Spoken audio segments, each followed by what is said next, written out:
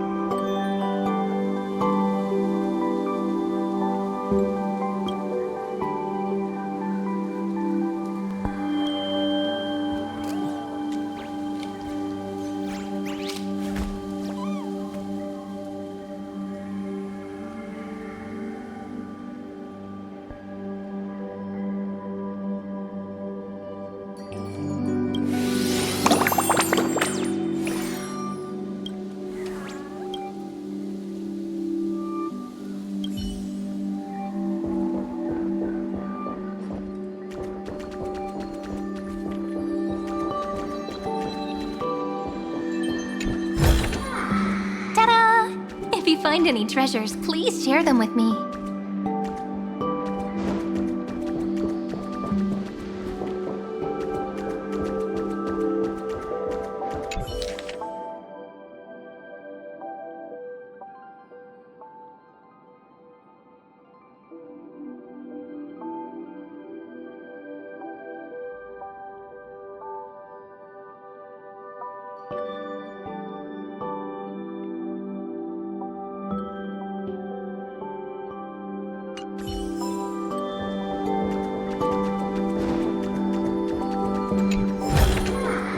Where might those lovely stellar jades be hiding?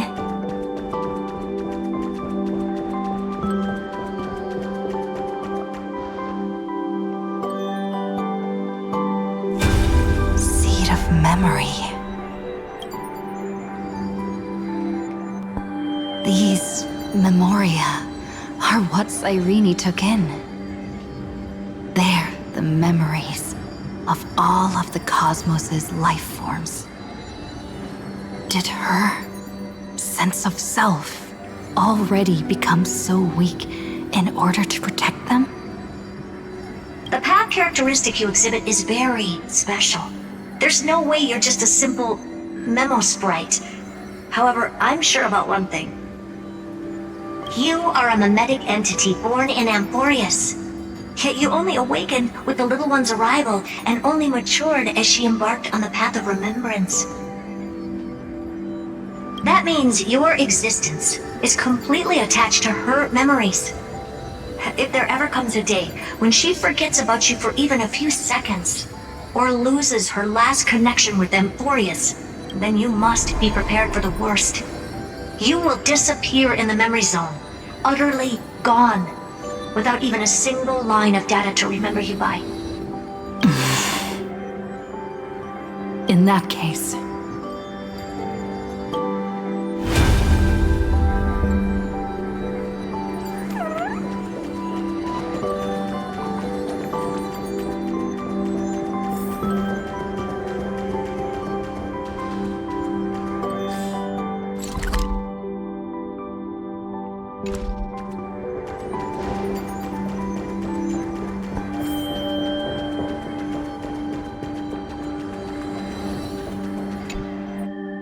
Let me remember the cosmos with you. That way, it won't just be your memories alone. It's getting out of control! Run for your lives! Retreat! Darn it! We've still got ammo. Hold the line! At all costs! Too many injured.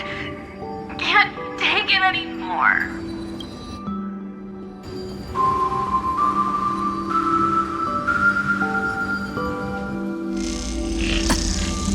These memories are so heavy. Me?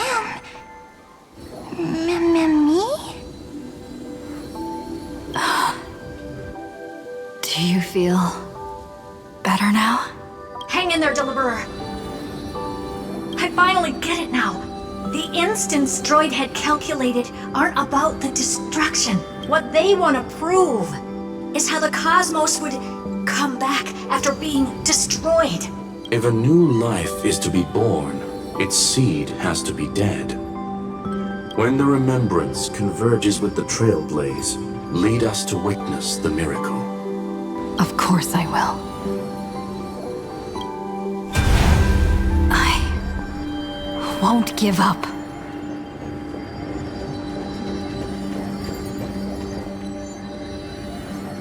Nervous center, not responding. It's the same nonsense. Not responding. Look at this mess! World, my child. You'll see. It's me, friend. Don't you recognize me? Or did I really change that much? How many more memories? Tired? Then take a break. No one's gonna blame you. You don't need me to give you words of encouragement. So, I just want to tell you one thing. I'll tell you the purpose of your stop at Amphoreus. On that trip, you will encounter a pure child of Inostrava. Teach her what love is. And then you will directly face the destruction for the first time. From this point, your choice will split destiny in twain. In the darker of the two outcomes, the trailblazing journey will turn into a flawless memory. She will carefully treasure and protect everything you and the Astral Express have experienced until that magnificent war between the gods, when she, with love in her heart, will ascend at the end of time to become the master of causality. The universe will be snuffed out in the destruction, and you and she will become the beginning and the end of the Eden of blessed insight. You shall become the only two lives in all of existence, and you shall live in an eternal past, present, and future. You shall sow as many seeds as the sands of Ganga, trim an awesome kea of leaves, and harvest a nayuta of flowers. That is the cosmos's fourth kind of finality, the Remembrance. But for now, you still have a chance to make a choice. You still have a long way to go on your trailblazing journey, child. I'll keep this brief. The journey has only just begun. Welt, our other companions, and I still have many secrets we've yet to share with you. So, aren't you curious? We kept these stories to ourselves because we believed we had a long future ahead of us. Even a cosmos-spanning crisis, once the dust has settled, is nothing more than a memory of the journey. A single point on our long road. There will come a day when we tell each other everything. So, for the sake of that day, don't give up. We all know what kind of decision you'll make, and I believe the script will not progress toward the wrong ending. So relax. Listen, when you have the chance to make a choice, make one that you know you won't regret. Keep moving forward. Keep trailblazing. And when tomorrow comes, share with me the miracle you've created. See you on the Express, kid. And when tomorrow comes, share with me the miracle you've created with your own hands. See you in destiny. I will reach tomorrow. The trophy has arrived. The world beyond the sky was never gazing up at the sky. Look! There's a red light in the sky! Cyrene, wake up. Together, we will. Tread on the path of remembrance. No wonder I always had a weird hunch. But that also means I was right in thinking. As long as friend and I are together.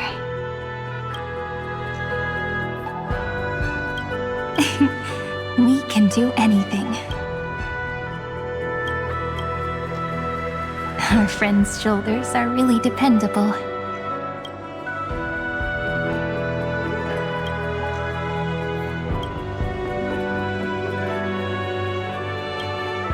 Of course you did.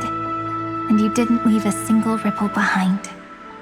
Now, countless consciousnesses are flowing in our hearts. Can you still move? It's time for us to complete the real Genesis.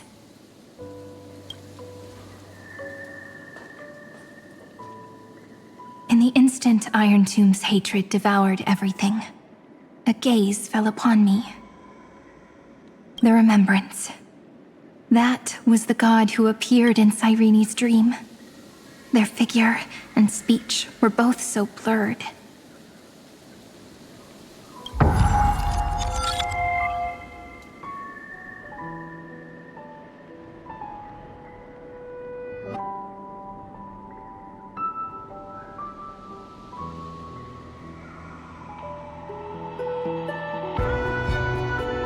But while they gazed at me, I was able to collect all the memories stained by the destruction and write down this eternal page.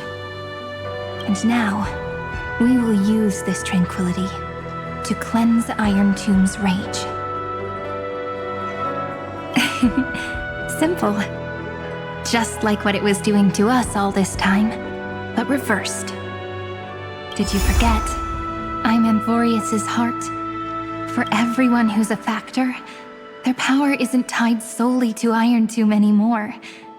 It has other places to go. Let 30 million cycles of memories be condensed upon us, and let the scepter reach the answer it had before it was distorted. The body is meant to be restrained by the heart, no? Even if the apocalyptic virus is doomed to spread into the cosmos, we can at least try to fight against hatred with love. And overwrite Iron Tomb's destruction equation, washing it away into a blank space.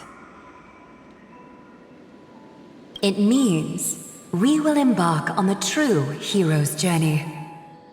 If Iron Tomb's power comes from the denial of all prima mobile, then we will carry out those beliefs. Here we argue. Even if all life will eventually return to entropy, Life will still try its hardest to find a way. It will try its hardest to resist destruction. In the nights shrouded by the black tide, we are the kindling that makes the fire burn bright. and once the fire is strong enough, the hunter will become the hunted. As of now, the number of flame chasers in the memory is 30 million times 12. And 400 million core flames await their return. We can do it, right?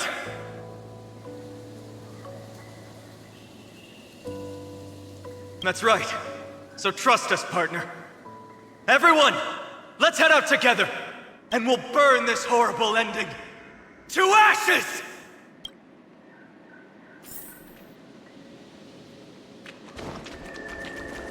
From the dawn of newborn cries, to the night when all beings fall silent. We are the messengers of the new world. Listening to the call of the tides, and granting rebirth to heaven and earth. Then, we lead civilization to glorious feats. the question imposed by the gods will be solved by the children of humanity. We will tell them that the flame chase cannot possibly have been a lie. When starlight illuminates the sea of flowers at the end of the west wind, All living things will stir, roused from the cradle of sleep. This story deserves a perfect Then, through a single battle, don't you think? let the cosmos witness. How we light up the blinding darkness with bright light. And at the end of our constant losses, reclaim everything we have ever lost! Time fl-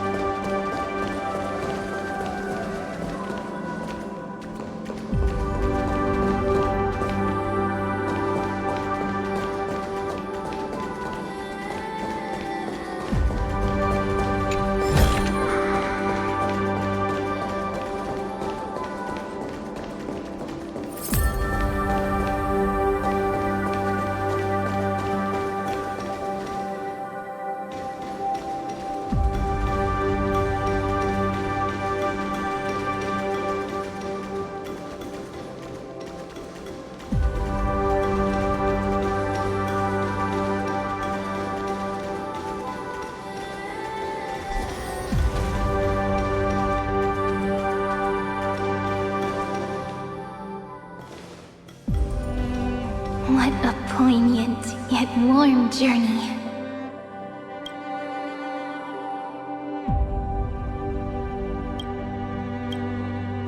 And it's still not over yet, is it?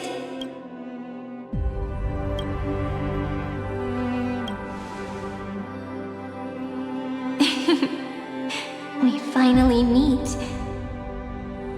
To meet the hero within, in a corner of memories at the saga's epilogue, and under such a romantic sky, I really don't have any more regrets.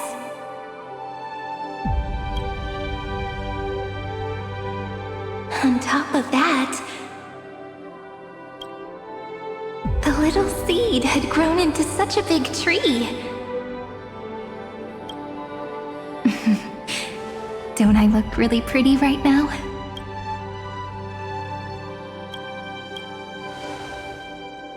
Of course you do. Cheerful, beautiful, optimistic. Just how I imagined I'd look as a grown-up.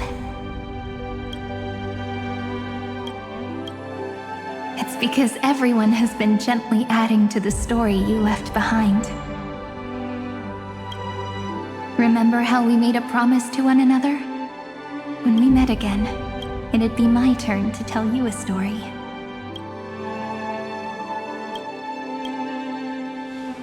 A story about love, no? I've been looking forward to that. And you must also remember the first story I wrote for you. The one about the crystal flower and the little fairy. So now, I want to add something more to this story and us. On that day that the flower shattered, gazing at the empty ground, I thought the little fairy would finally see the light. But that light wouldn't be found in the flawless flower, nor in the fairy's eyes. Rather, in the world mirrored within every fragment of the shattered crystal. All the flame chasers walk in your 30 million retellings of their story. At this moment, all the memories are tangled with each other, and all the previous cycles have gained meaning. People will come to understand that time and time again, when they stood at the crossroads of fate, they would never have chosen otherwise. In the experiments of erudition, and in the breeding ground of destruction, it is entropy increasing, a merciless truth, an evil instinct. But under the pen of remembrance and the Trailblaze, the flame chase is a journey that changes from constant losses to an unwavering act of release. It's about knowing how fate is shattered, yet still embracing fate's brokenness. It's a journey that longs to receive love, but longs even more to offer its love to others. That's so heartwarming. But I'll add a small bit to suit my tastes. I'll write that love is an innocent flower. It grows up silently, creating longing in every passerby.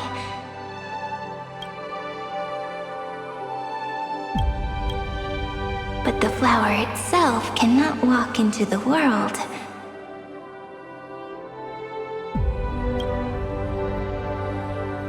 Unless someone plants that love into their heart and brings it with them into tomorrow, right? You really have learned everything now. Then, join all the other flowers in this story.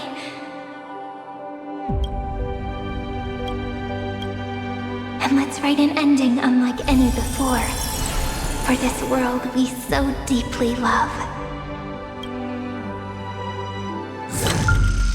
Why did you set out?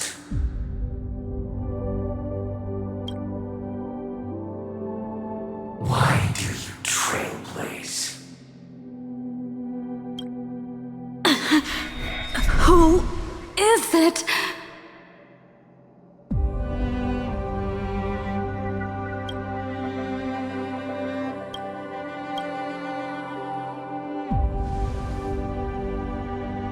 Don't be afraid. Take my hand if you feel nervous. Honestly, I've always thought you were really incredible. After all, no god guided the path of the Trailblaze. It could only be forged by those who dare to take their steps one at a time. So, that's why I'm asking you. Step up as a senior and show everyone in Amphoreus how it's done.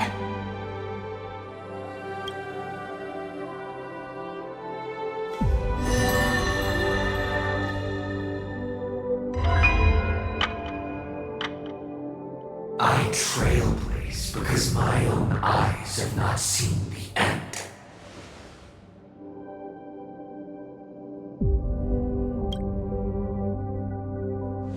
But I'm different. I chose to trailblaze because I am already on this road.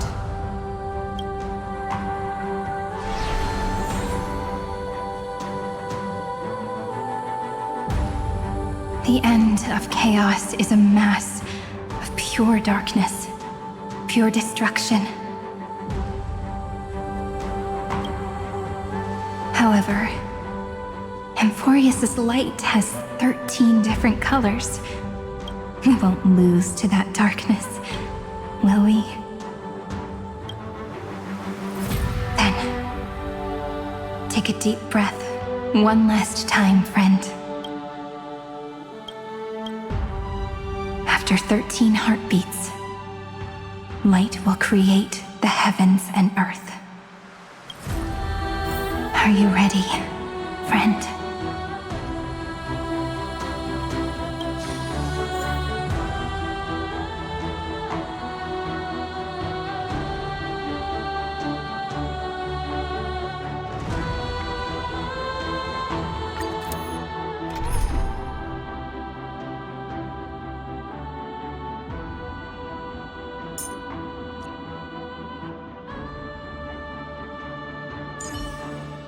Don the raiment of romance and move toward that defining moment. Lady Aglaya, light will definitely shine upon Amphoreus again.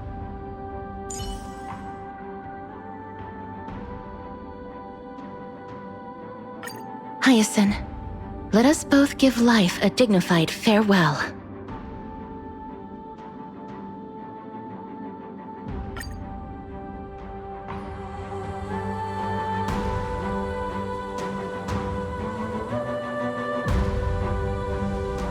Seek the 13 factors of life, and let them converge into the primordial chaos.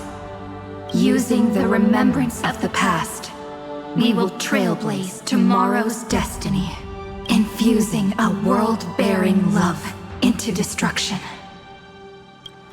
and inscribe the opening stroke of Genesis.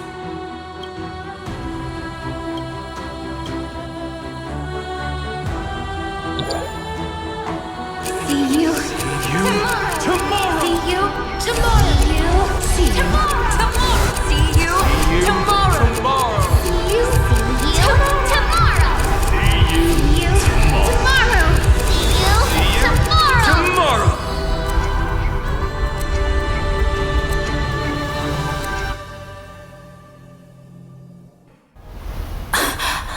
If the view in your memory ever grows fuzzy, just reach out and touch it.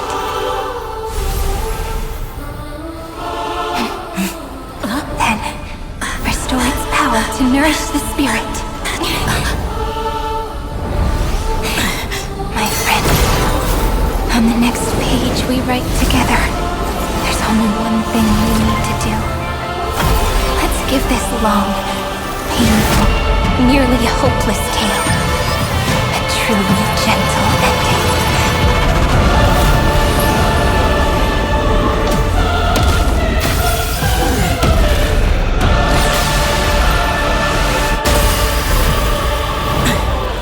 Flame chase was never about destruction. It was about breaking free and trailblazing!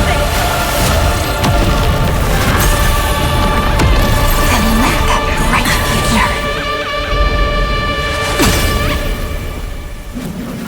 be as we've written.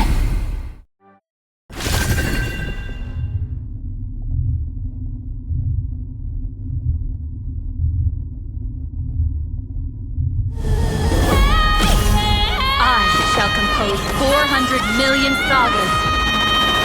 We will rewrite the Flame Chaser's path. In the month of Guau, I command the wandering steps here to reach harmony. In the month of joy, I lift my vanquishing cup to dispel nihility. In the month of balance, I make order the foundation of freedom.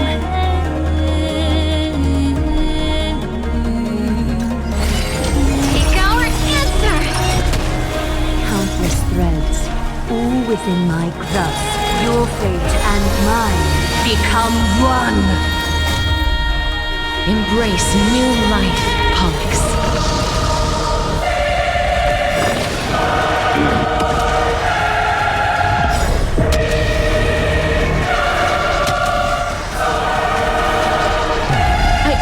wish that death may protect us. Don't worry. We're all here.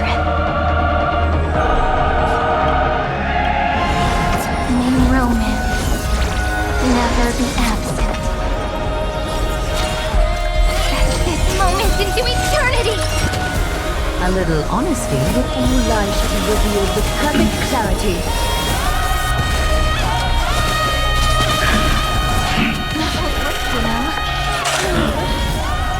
May this faint light dispel the gloom, restore the skies. All energized, trillions of memories will turn into stars and light up the cosmos. In the month of weaving, I extend golden threads to weave beauty. In the month of reaping, I enlighten the foolish with luminary erudition. In the month of fortune, I scatter elation throughout the dawning day!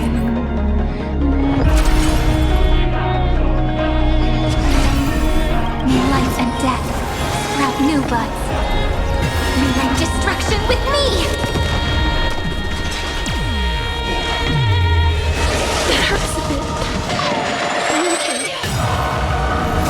Embrace a new life.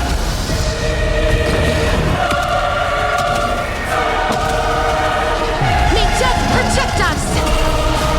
The cosmos is looking. It's the answer!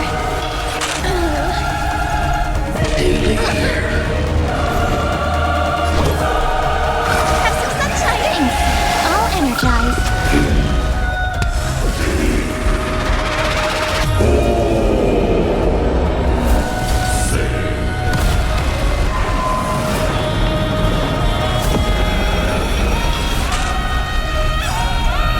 Embrace a new life.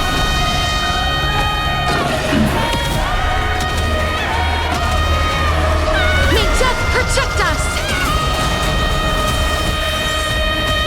Let's create a miracle of humanity. Dispel the gloom! Restore the skies! All energized. A romantic ending will be penned by every beating heart.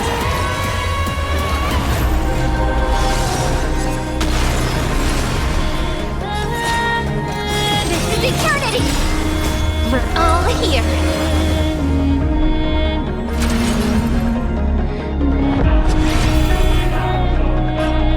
May the sky heal the twilight. Oh, I told you already. We are the ones who will move forward. In the month of strife, I become the glory of the eternal hunt. In the month of mourning, I bid death to no longer be equilibrium's end. In the month of Everday, I form twilight into the faint sparks of preservation.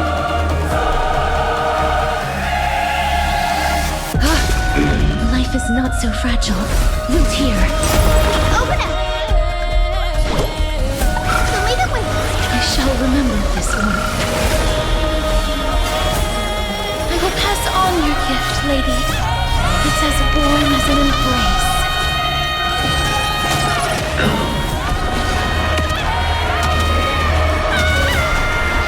May death protect us!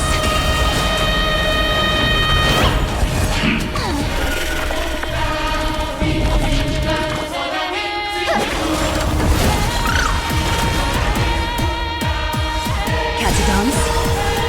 We're all here. May romance never be absent. This is eternity! Please cherish this time as you wish. That hurts a bit. Embrace a new life. I converge love into a river that will drown the tomb of hatred. In the month of cultivation, I turn into the ridges and peaks of permanence. I lead remembrance into countless stars in the sky! In the month of freedom, I impart destruction onto the shackles of destiny!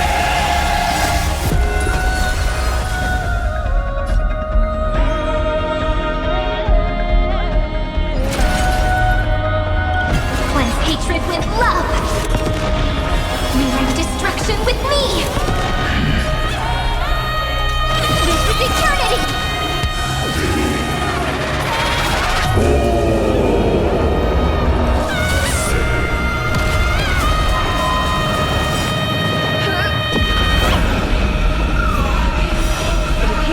The end is not yet at hand. Dispel the gloom! Restore the sky! I shall remember this warmth. Embrace a new life.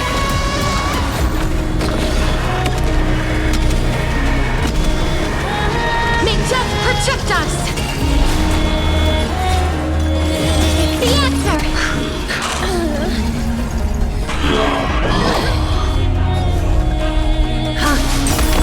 Open up! Thank you, friend.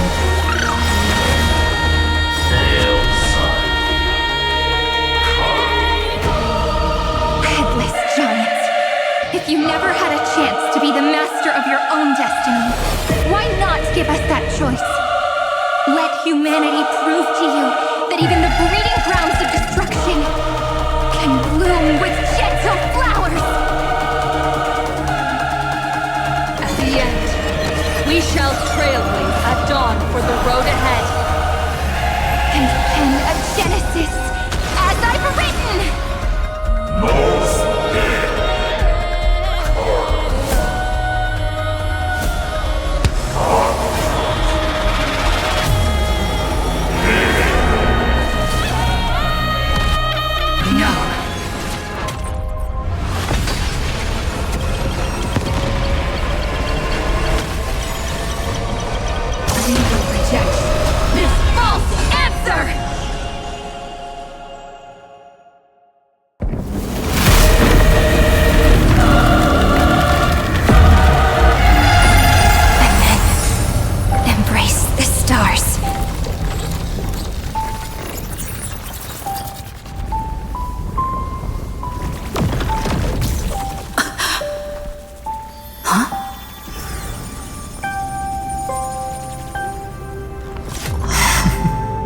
To end the destruction with destruction. At last, we can sit together and watch the victory fireworks, partner. Why not come a little closer? This warmth is proof that we live.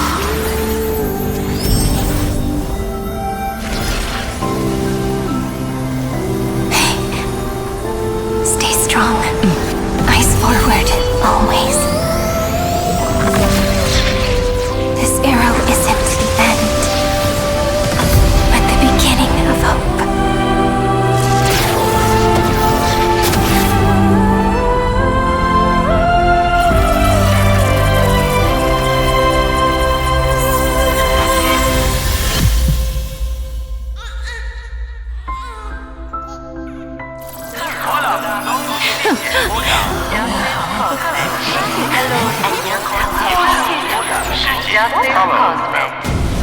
The conclusion is irrefutable. Noos's answer was never destruction. But they kept silent, leaving the solution in the hands of the cosmos. The universe will keep searching and struggling to endure. In the face of the destruction, it may once again stand on the edge of annihilation. But the stars will always rise to ride the waves and embrace existence once more.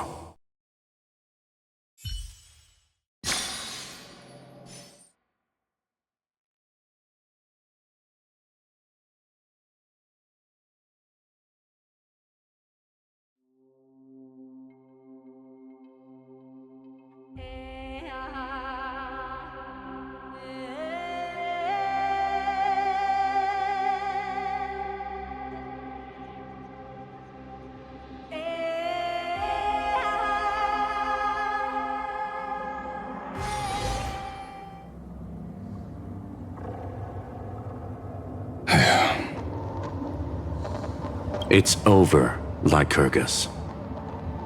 Yes, another failure. How is Madame Herta? She's fine. The IPC's keeping her under observation. She'll recover soon enough. To bind a mortal body to a scepter and stare straight at an eon. I respect her for that. I still remember the terror of witnessing a single gaze crushing the entire world. No wonder you chose the destruction. Question: is all this worth it?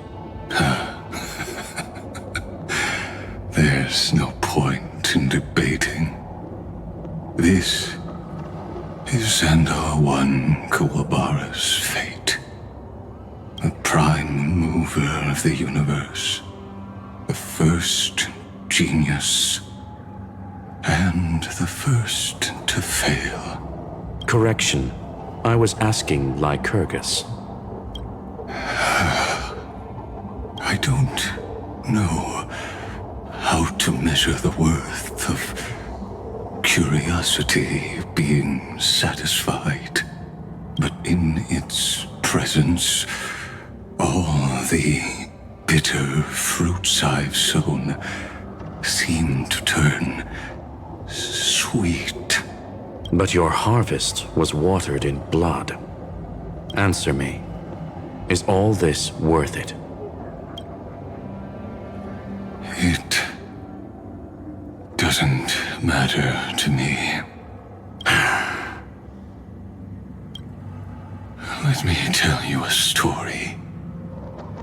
Back when he was a student, Xandar's first experiment was slipping poison into his mentor's pipe, just to see how it would affect the lungs.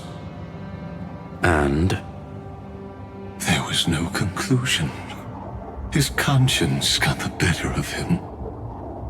Even so, the truth came out. He was harshly punished. Oh, that cruel mentor died of lung cancer 2 years later. It had nothing to do with Xandar. His fate is no different now. Sentiment clashed with reason, and Lycurgus was born from the latter.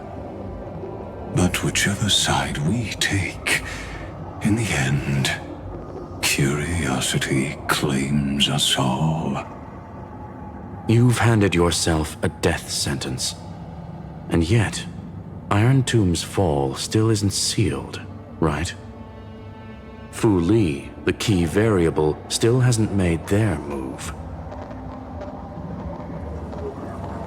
As the Theoros, Lycurgus has reached the end of his road. If you can, take my body to the fallen Adlevin. There, you'll find a formula. It is Xandar's final gift to you. If the day ever comes when you must destroy the erudition with your own hands, it'll come to your aid. A foolish last wish. I won't grant it. You will. Not for yourself, but for your conscience. Listen. The death knell for the geniuses has begun to toll. As always, let me go first. To the prisoners who stepped out of the cave, stand before my tombstone and offer flowers of Adlevin.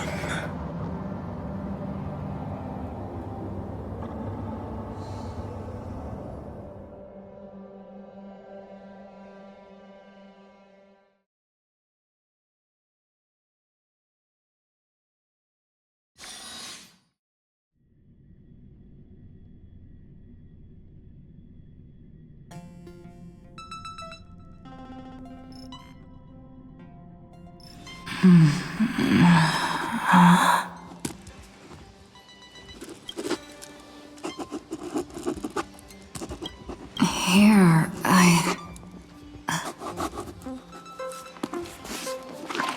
I'm back on the Express.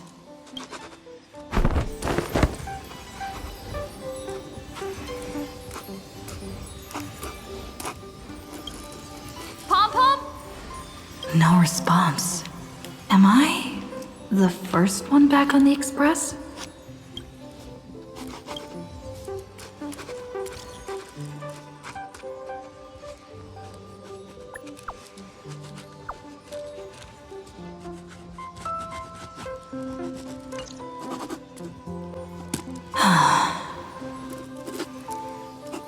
Nobody's here. I'm getting worried. Did we really win? Why does it feel so unreal? Looks like they are waking up. Hey, I told you not to talk. Someone's in the bathroom. An intruder. Better be careful and check it out. Oh no, she's coming this way. Quick, hide in here. Huh?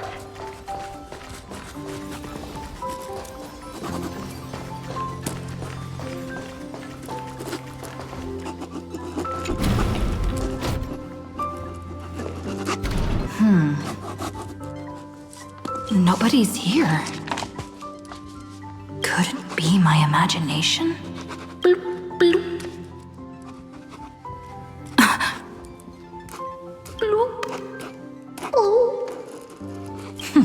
Caught you.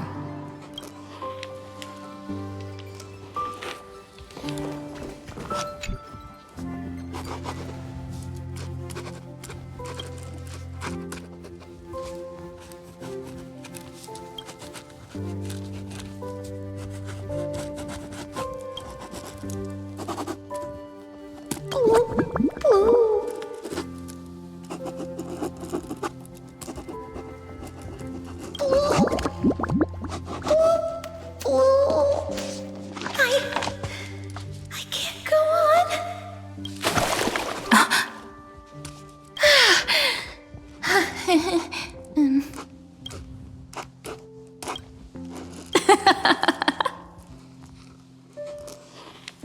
You?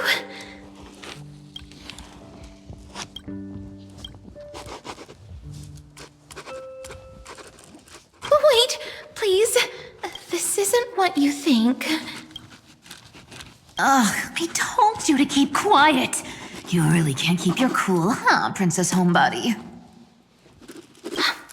I'm not Lady High Sealands. Even the embodiment of death needs to breathe sometimes. Yeah, whatever. It's all the same anyway. Gotcha there, Grey Mystery. So composed, Grey Mystery. It looks like that big battle really helped you grow up, didn't it? Speaking of which, your Astral Express is quite luxurious. I hear you travel to different worlds. Must have collected quite a few interesting treasures.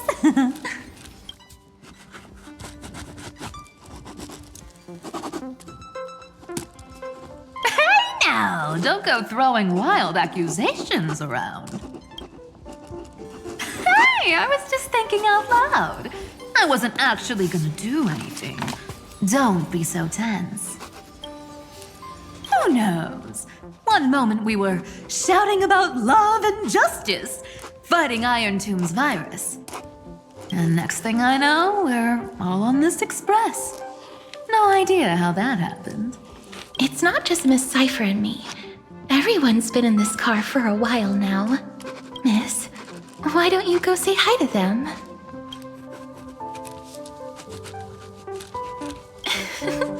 Don't worry. Everyone's following the rules here. If you're worried, feel free to check everything out yourself, miss.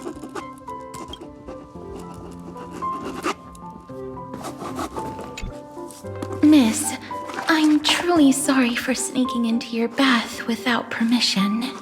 But I've been wondering, why is there a pack of red chili oil sitting by the bath? That's quite bizarre, to say the least. Please make sure Lady Aglaya doesn't find out. She's a firm defender of traditional bathing, you know.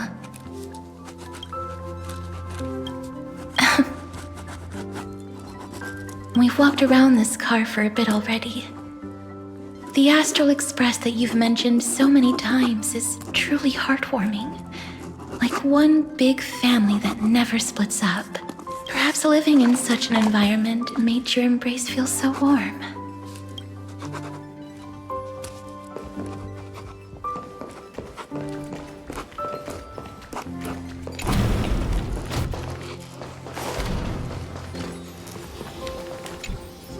I gotta say, Grey Mystery, you've got quite the collection of treasures in this fancy bedroom of yours. A flying Amphora model I've never seen before. A head that looks just like a Titan's. And those weird Mr. Pocket Watch figurines.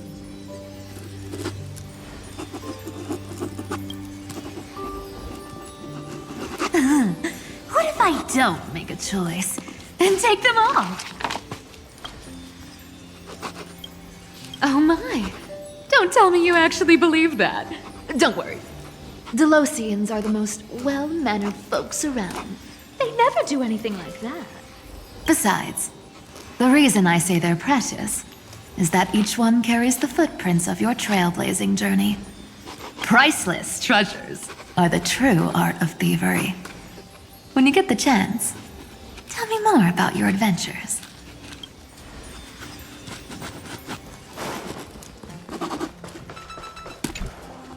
Wow!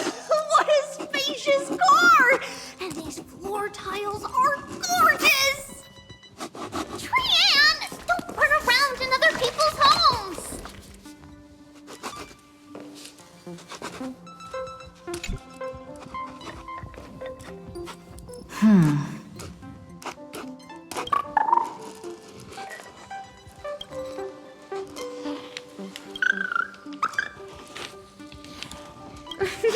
What's your step, teachers? Ah, great. Look who's finally awake.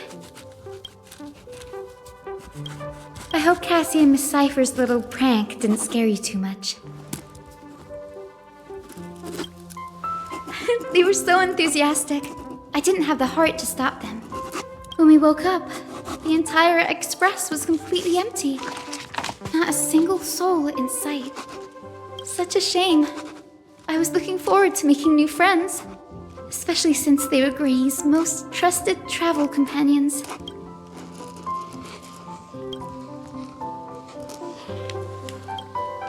Did you also wake up from total chaos?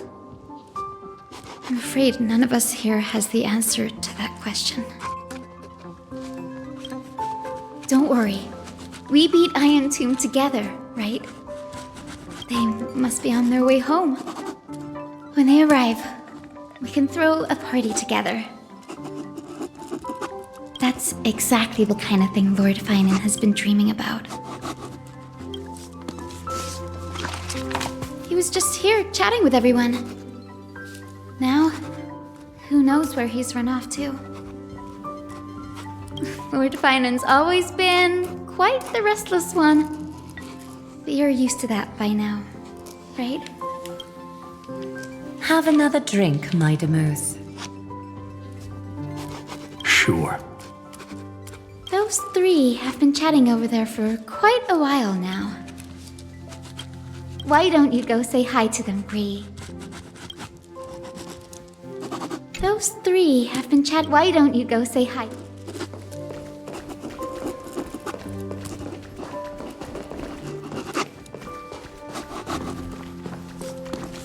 A moderate system, similar to the Demigod Council, is the only guarantee of a long-lasting civilization. In my view, most civilizations across the cosmos will eventually evolve into this form. I beg to differ. In such a vast jungle, the dictatorship system exhibited by early Akama is the only example of guaranteed survival. The system might not be the key. Force and resources are the decisive factors.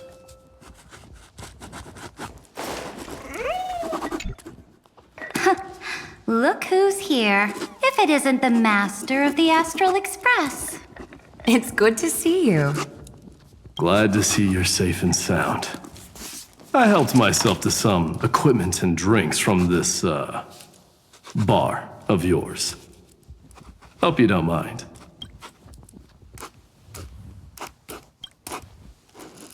Daring to tell the Imperator to shush? If this were Akama, your head would have already parted ways from your body. The drinks on this express are quite unique. Perfect for discussing topics befitting our tipsy state. Now that you are here, why don't we let someone who's truly worldly enlighten us? Looks like you came at just the right time. I do not mind. What form of government have most civilizations across this vast cosmos survived with to this day?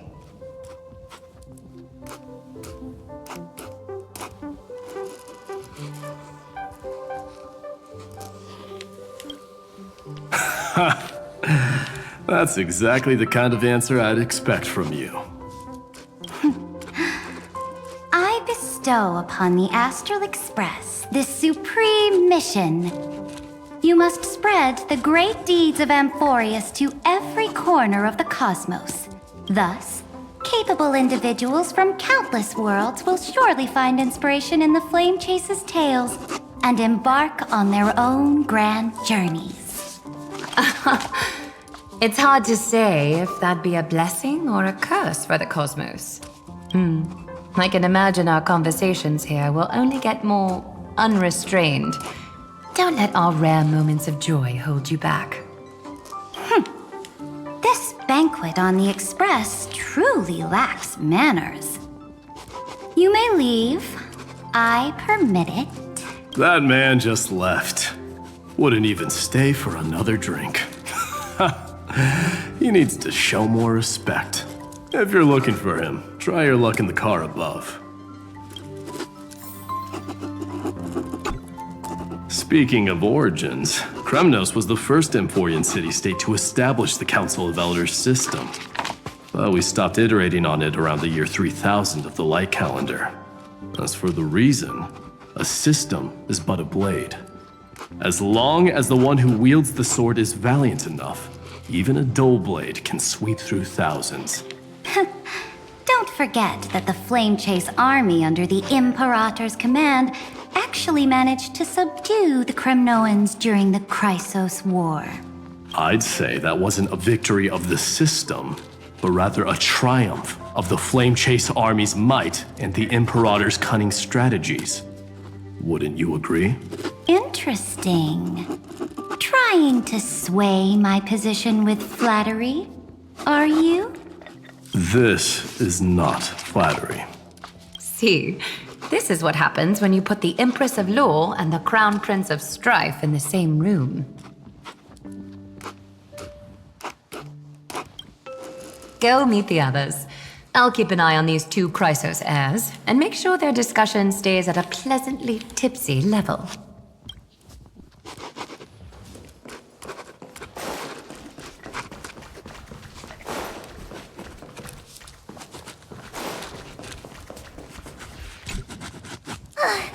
I finally caught you, Trian. Running so fast in someone else's home? How rude of you! All according to plan. Trian lured you here on purpose. Look, there are several adorable outfits here. Trian wants you to try them on so Trian can draw you looking all cute. Oh my! You even dare to scheme against yourself? Lucky for me, I came prepared. Time for a surprise attack. The hero of justice, Treenan. Treenan has been lying in wait here for a while. We will make Trian taste her own medicine. 2 against 1? That's not fair! Little Gray, you came just in time! Help me out here! Little Gray, you better think this through. If we snap our fingers and call the other 997 Trebioses, you might end up wearing these clothes too, you know. Trian, good luck. Even Little Gray's saying that! Darn it! Trian won't give in!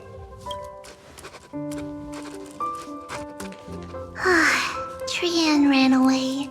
Treenan will fulfill the ambush duty. The Trebioses all laughing and playing around together. That must be quite a rare sight in Little Gray's memories, huh?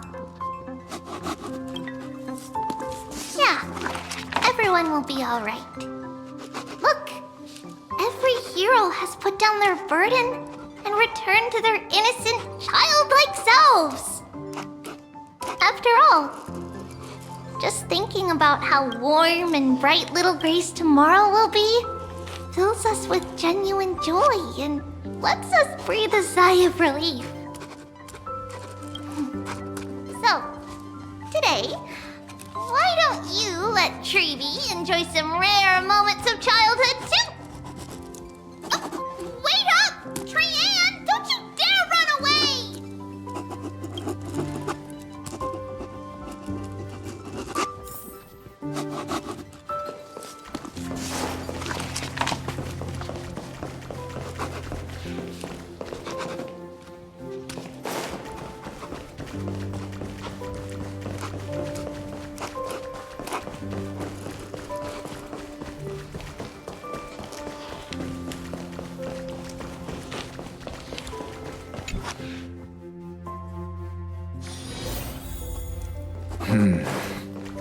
Based on my calculations, there are countless celestial bodies with water in the cosmos. But I'm afraid not all oceans are suitable for life to inhabit. You must take this into consideration as well. As expected of a professor from the Grove, to be so certain even about things you've never seen with your own eyes. I'll take that as a compliment. By the way, I heard that the Imperator's Flame Chase army like to hold feasts at the Luminary Throne. That's true. However, sometimes Dux Carminum and I feel it's a bit inappropriate to drink so freely before the throne of the most revered Titan in the Grove. Inappropriate? What's inappropriate about it? I only wish I were born earlier. I would have partied like that from the month of Gate all the way to the month of Fortune.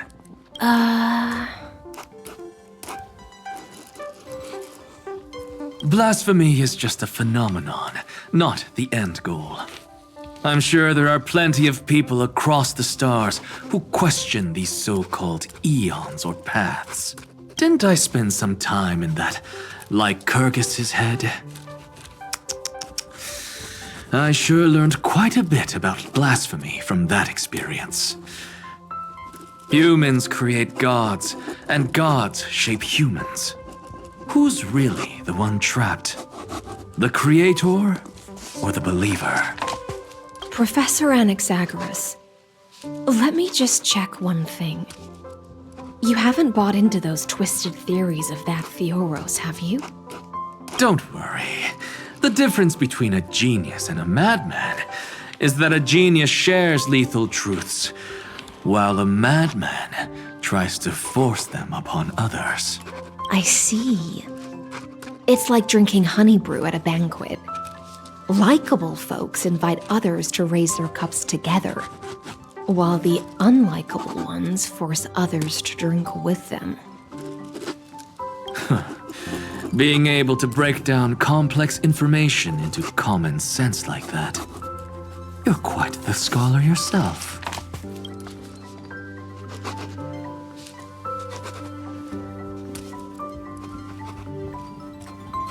Don't worry.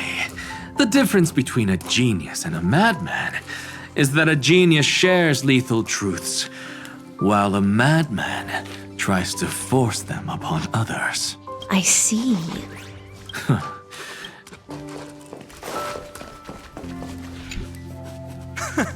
You're here, partner. That celebration party I've been mentioning to you has finally become a reality. Though the vibe's a bit different from what I imagined, this still counts as keeping my promise, right?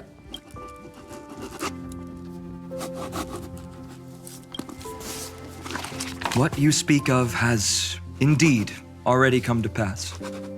We triumphed over Iron Tomb, drew its fire unto ourselves, and purified its embers. Now the force that maintains our consciousness and form comes from elsewhere. Worried about your companions on the Express, huh? I understand how you're feeling right now. Don't worry. They'll be safe and sound. She promised.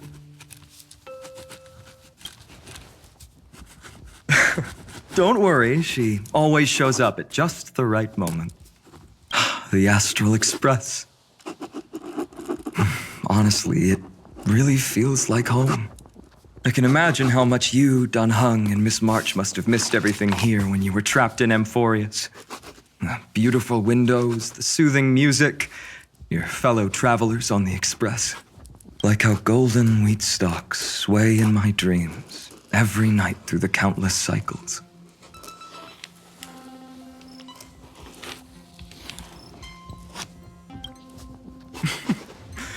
Among all these stars in the sky, there must be another little village like Ides Elysiae out there, right?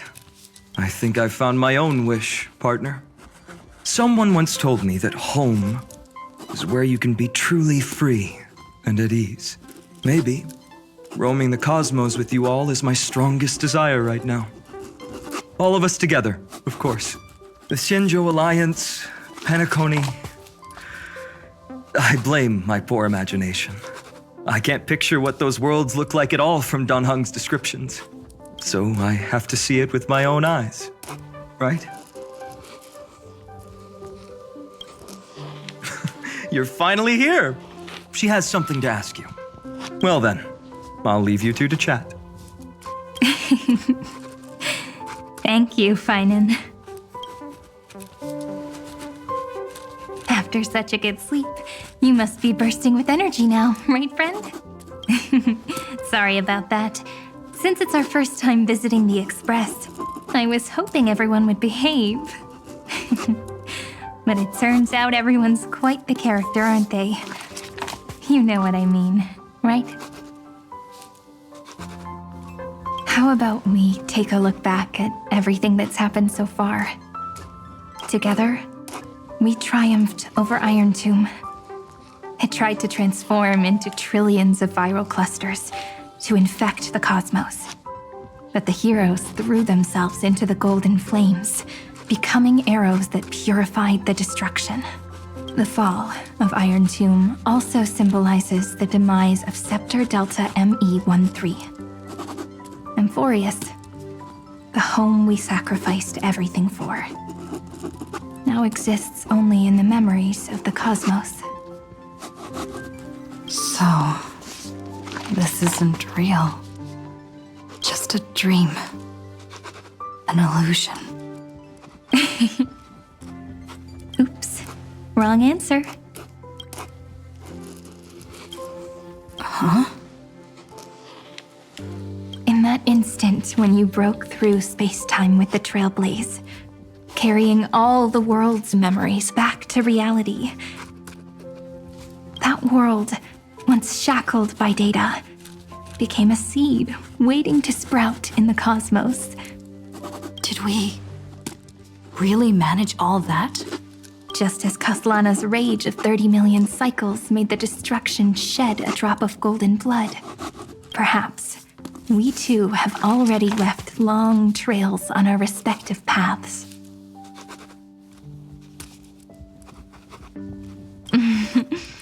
That's a bit of an exaggeration.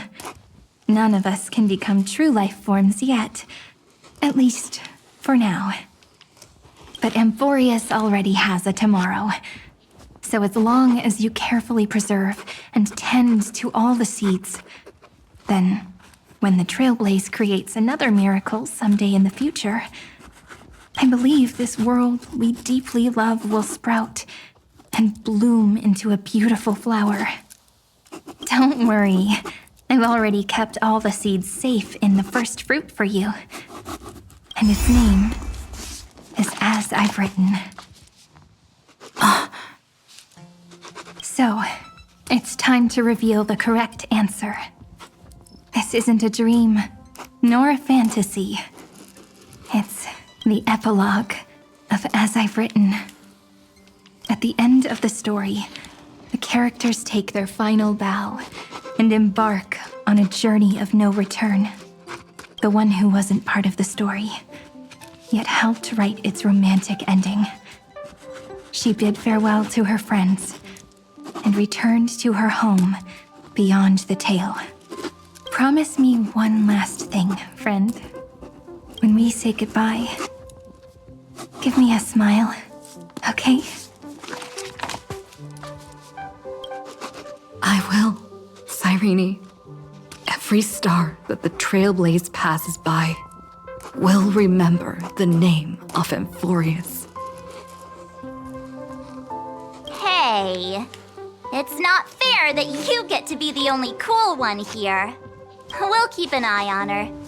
She had better keep her promise. Leave it to us, Cyrene. Your story will be sung across many worlds. Stories this complex and twisted are always hard to believe. If anyone questions the truth of this tale, you'll all have to stand up for us. Rest assured, even the most stubborn person can't withstand our six-bis. You're so reliable, March. Shh. Listen. There's a book here? Its composition is similar to Memoria, but it's far more resilient than ordinary memory bubbles. Keep it safe. Perhaps this is the final gift that Amphoreus left for the cosmos. Oh no! Passenger March is sleepwalking. Sleepwalking? Oh no, oh no! I don't want to make a fool of myself in front of everyone!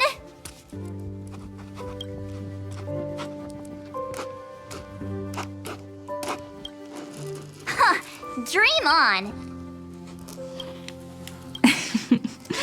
March, Dunhung, my friend. In the countless days and nights ahead, you must continue to support each other. Time to head home, everyone.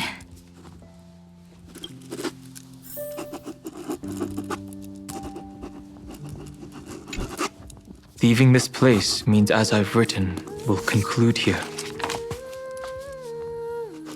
No one will have the chance to revise it, and no one can continue writing it. Don't leave any regrets.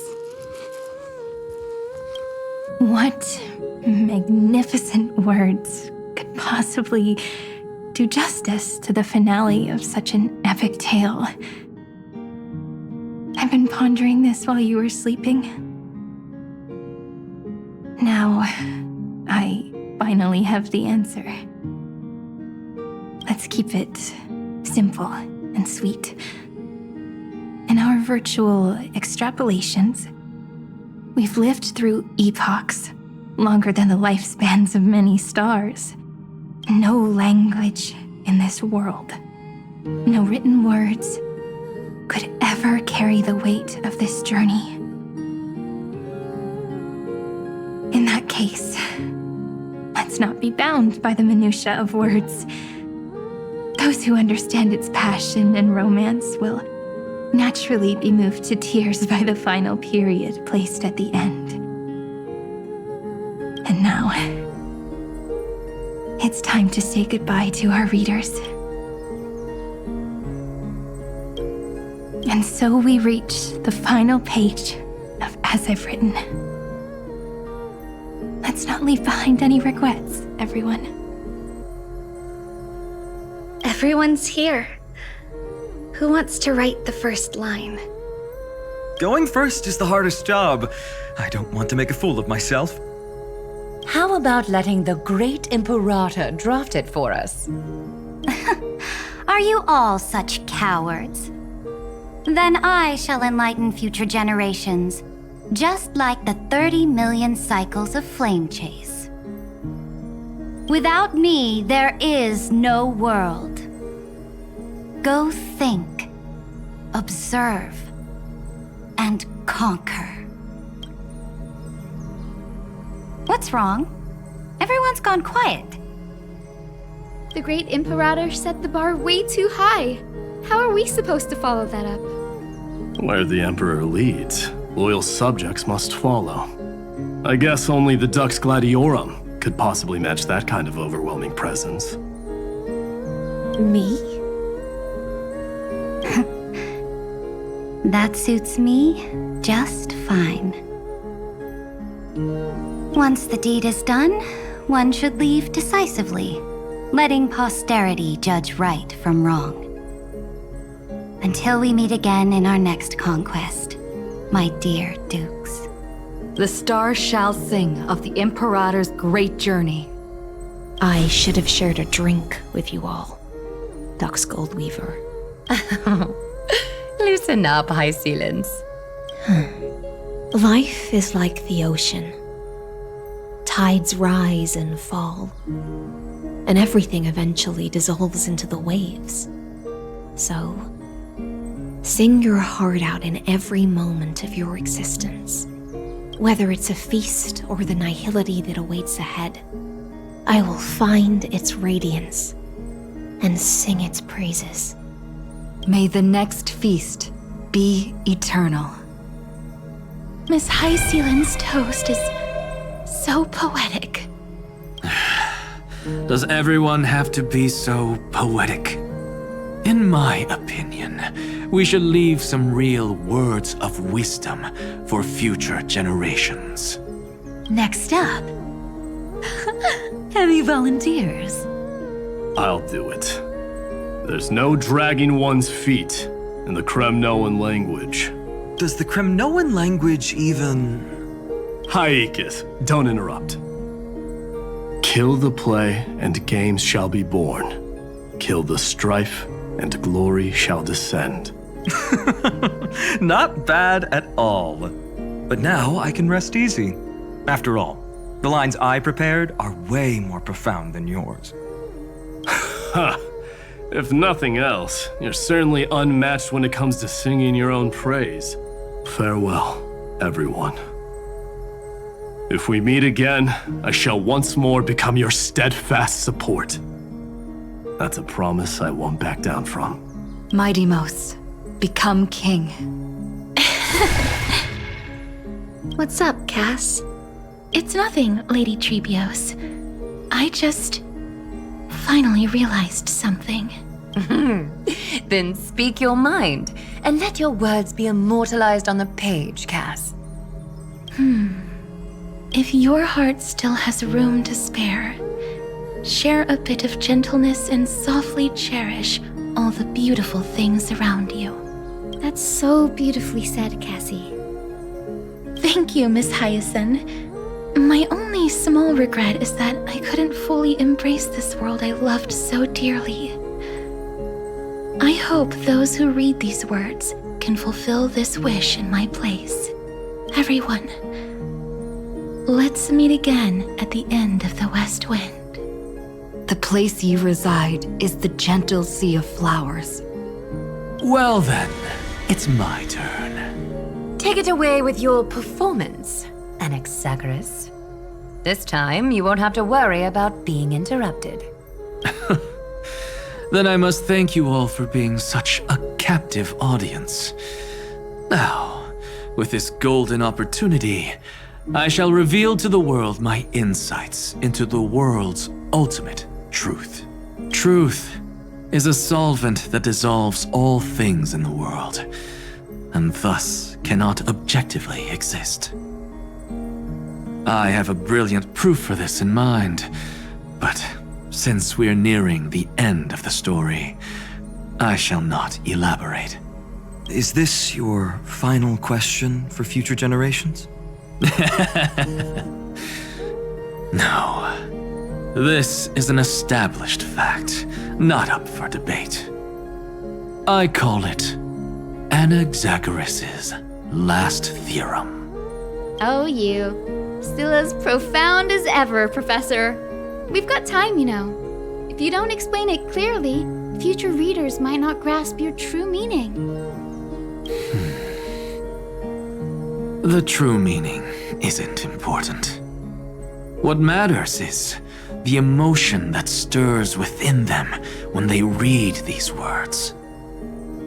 At that moment, the theorem's mission would be complete. So, your lessons are far from over. But taking a little break for now wouldn't hurt. Then... class dismissed. The seeds you've sown are already sprouting. Would you mind if I write the next line? Huh? I actually thought you should be the one doing the final wrap-up. But we'd never turn down a request from you, Aggie. Teacher, Cyphera, thank you both. Trust and selflessness are the two most beautiful garments in the world. One to gift others, one to adorn yourself. One's golden and one's purple? Not being able to completely change your fashion sense is my only regret across 30 million cycles. After all this exhaustion, I just want to take a peaceful bath now. I'll see you all again at dawn. Thank you for your hard work all this while. Lady Aglaia just can't give up her favorite hobby, can she? So, I guess it's my turn now. There must be many others like Miss Hyacinth out there in the cosmos, helping and healing people everywhere. You've got to set a good example for them, right? Of course. Look up at the sky more often and smile more. Many stubborn ailments fear optimism, but it's the best medicine. It's so catchy. The kids will definitely love this message. When it comes to understanding children's hearts, Lady Treebios definitely knows best. Look, the Rainbow Bridge is already hanging in the sky. Shall we get going, little Ika? It's you who healed the sky. What's on your mind, Miss Cypher? I'm thinking. Should I leave behind a riddle? Some twisted, convoluted scheme that'll drive everyone in the universe mad trying to crack it. I see. You know what? Just go wild with it. No one's gonna judge you. Oh well, my brain's not working right now. Let me be genuinely sincere for once. Don't be afraid to fall. Just run. Destiny's just a slow-moving nymph. It can't catch you. So in the end, little Cyphy's message was the most straightforward one. Even if you combined 30 million of me, I probably wouldn't have read as many books as you did in one lifetime. I won't pretend to be cultured before Big Sis Treeby, Trinan, and Trian. Amphoreus' greatest trickery. Gotta bounce now. Meow! Homeward you come, distant wind. It's just us now, Snowy. Yeah, teacher. Maybe I should... No. let me go first. After all shall bid farewell to one, and that person alone will. I never would have guessed you had such a dark sense of humor, teacher. You still know so little about the complete Trevios, Snowy. Jokes aside, I want to leave these words at the end of the story. Whether it's a sunny day or a rainy day, remember to tell yourself before you drift off to sleep, see you tomorrow. See you tomorrow. Times 1,000. Prophecy received. Times 1,000. From now on, no more goodbyes. Finally. The time has come to say farewell. I'm grateful that you could be here to witness this moment, partner. Well then, make sure you take good care of as I've written. As long as it's by your side, Amphoreus will always be with you. The last line I want to write down is, a hero is living in everyone's heart. Embrace it and chase after the sun. I hope those who read this will find the courage to face their burning lives. See you at the next pale dawn, partner. Did you see? Amphoreus has ushered in the dawn. The characters in the book have taken their final bow. It's time for us to return to our own reality. But as people who lived through it, we can still add the final touches to this story, right? Of course. The pen will eventually break, the ink will run dry, and life will ultimately fade. But thoughts will permanently remain in sagas.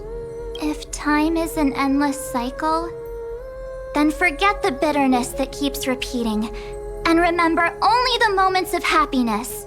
Let's walk towards tomorrow together. We were never apart. Time to head home. Don't miss the crew meeting. We won't wait around for you, you know? See you later, Donhung, March, and with this, as I've written, officially comes to an end.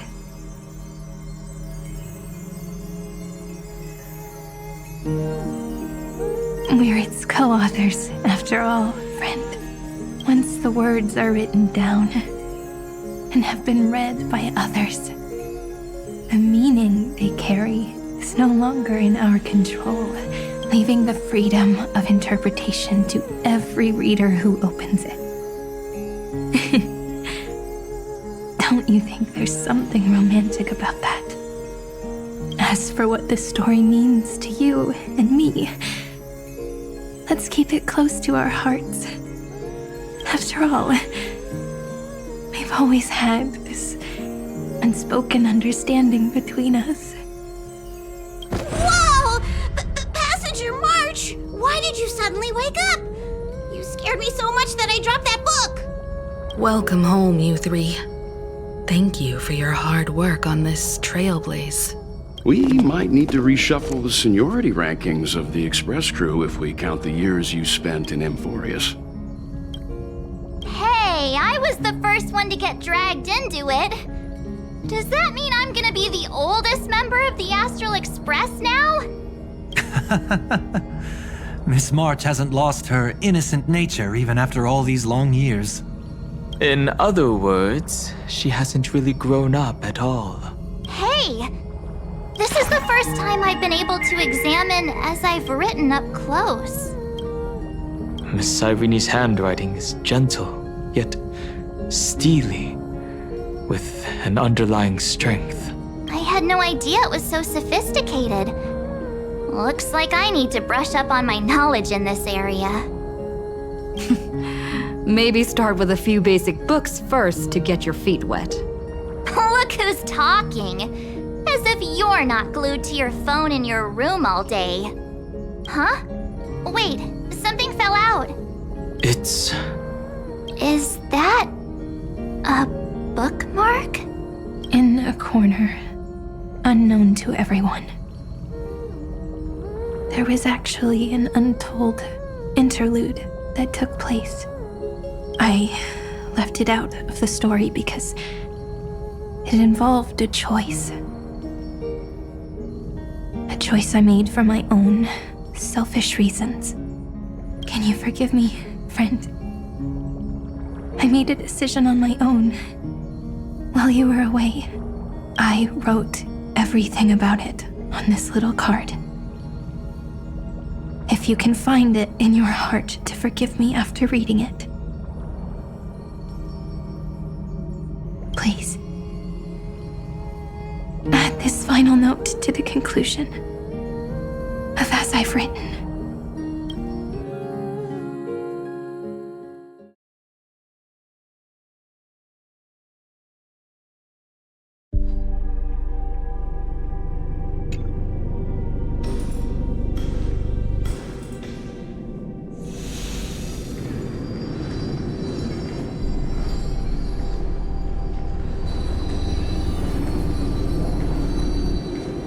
Memories swallowed by Iron Tomb. Return now to reality.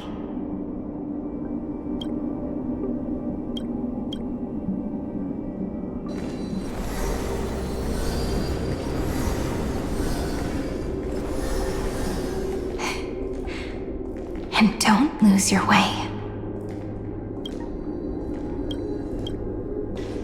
I finally found you, Cyrene. Demiurge. We won the battle. Thank you, Madame Herta. Without you, we never would have stood a chance. Still, is something weighing on you? Right before I shut my eyes, inside the droid head's brain, I saw something unsettling. The fourth instant, this turning point in cosmic destiny, anchored by the erudition. It's not a single instant, but a process, a chain of events. So, this victory isn't the final piece of that chain? Far from it. This is only the beginning. The first toll of the death knell for the cosmos. That sorrowful look doesn't suit you, Madame Herta. Don't hold it in. Tell me. Not long ago, you crossed paths with the Eon of Remembrance again, didn't you? Yes. Even if the figure was hazy, I knew right away. That was the god from Cyrene's dreams. Causality has gone wrong, just as I thought. Causality? Let me put it in your favorite fairy tale terms. The universe began as a seed. It grew into a great tree. And the present is its branches and leaves. The erudition calculates how the future will sprout. With so many possible outcomes, they choose to anchor one path, cutting away the crooked or fragile branches. But if things continue that way, the branches grow endlessly, the leaves multiply, and one day the tree collapses under its own weight. That is why there is a concept in biology called lignification. Soft sprigs form a hardened shell and fuse with the trunk. For the universe, that process is what we call memory. Under Fooley's record keeping, the past becomes memory. In the corners, they forget. Even the events of the present become fruit without roots. So it is the opposite of the erudition. One calculates what is to come, and the other holds on to what came before. We were never meant to have to speak of this. But now, I finally understand what that chaotic matter around Amphoreus truly is. It is your memory. Your mind now stretches across the stars, allowing you to travel farther down this path than anyone else. My memory? Yes, you live in the now, but your memory remains in the past. Just like the Eon of Remembrance, a being made entirely of memories. What does that mean? Did they fall? No, quite the opposite. They have not yet been born. Remember, to carry out the mission of remembering the universe, they must ascend to divinity only at the very end of time. And at that moment of ascension, their memory stretches through the past, becoming what people now call Fuli.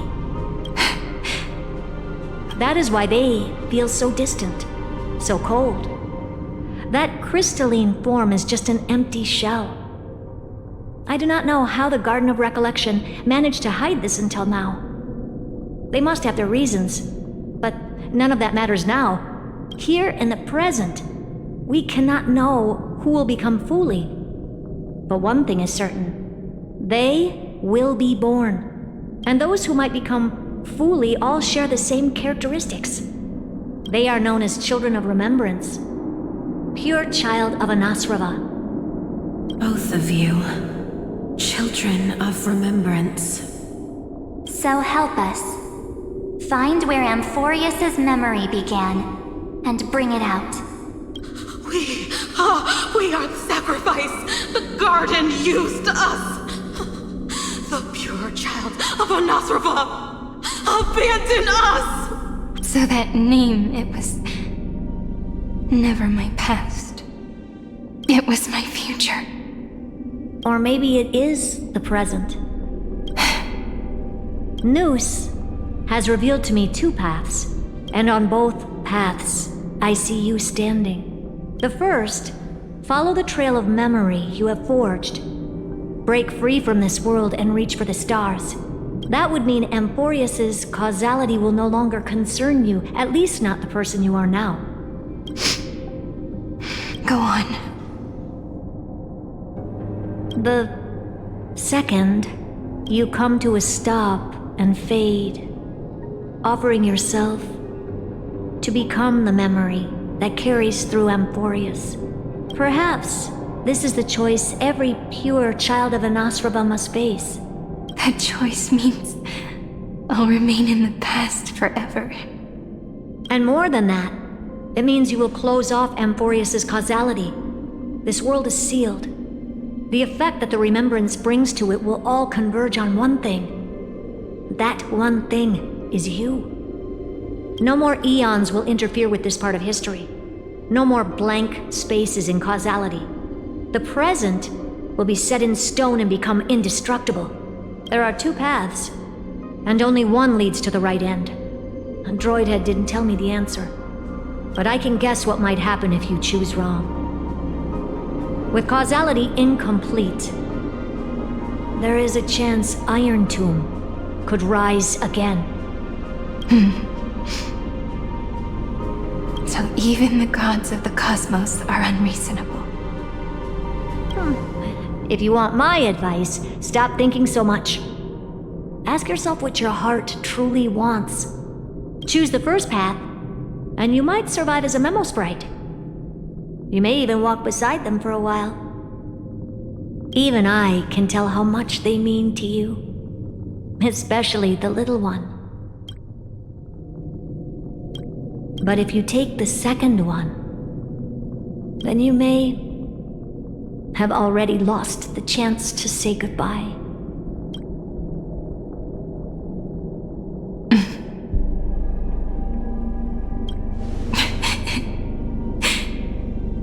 I have made my decision, Madame Herta. I thought you would need more time to think it through. The answer is clear, is it not? Still, I do need a little time to quiet the sorrow in my heart. Her kindness is always just right for the moment. I believe she will forgive me.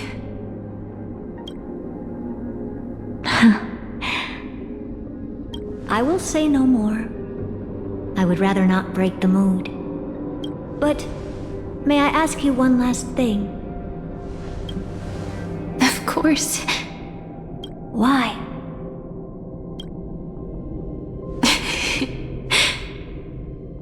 I once heard a saying that went something like this.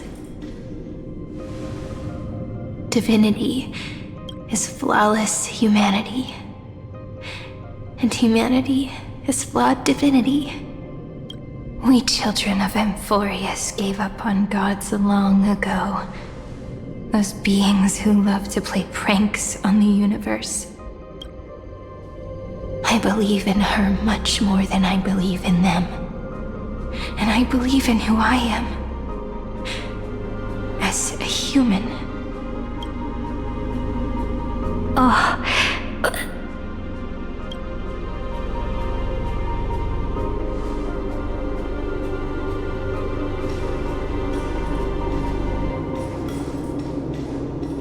That really is a comforting answer. As for the one wish I still have trouble letting go of.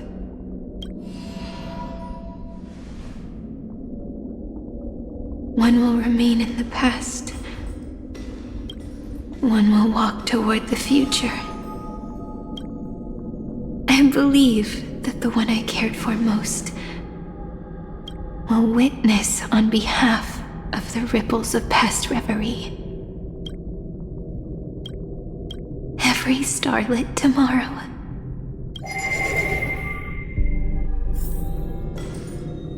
Moving backwards through remembrance. What a curious feeling. Is this the moment Iron Tomb declares victory and casts the destruction upon the stars? So back then, in the path space, it was I who found me. The gods' whispers were nothing more than a girl talking to herself. Now that I remember, what I heard back then was...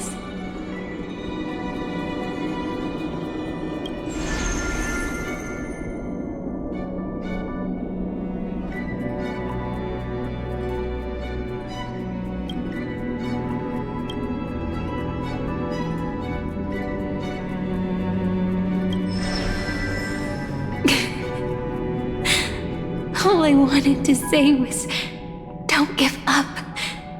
She will find you. Memory truly is amazing.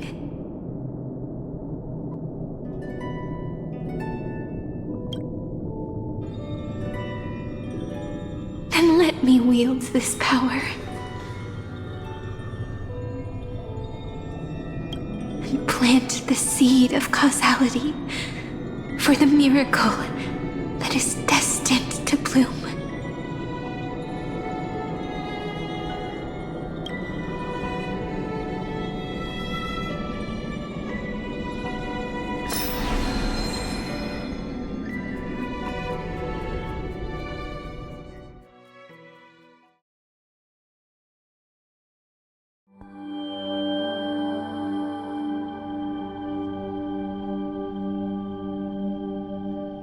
Even so, must we walk all the way to the very beginning of memory? It's such a long road. A bit lonely to walk alone. Then, would it be alright if I came with you?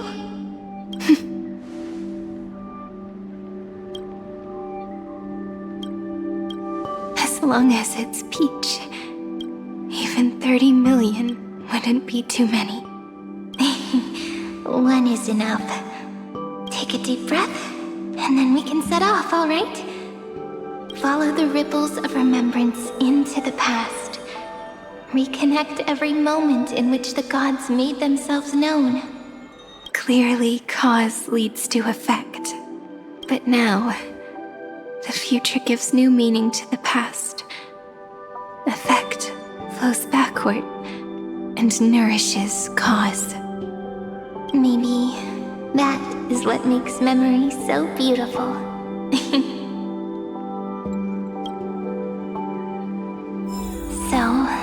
return the way we came. Look back at every ripple that formed. Go back home.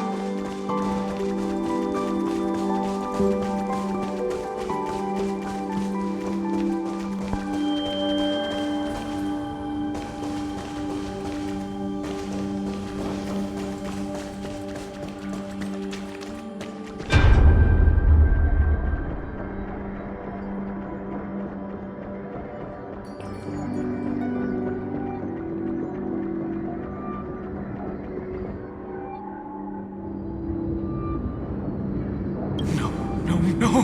How is this possible? Breathe! Breathe! Partner! Partner! No. I have to get you out of here first! Just hold on!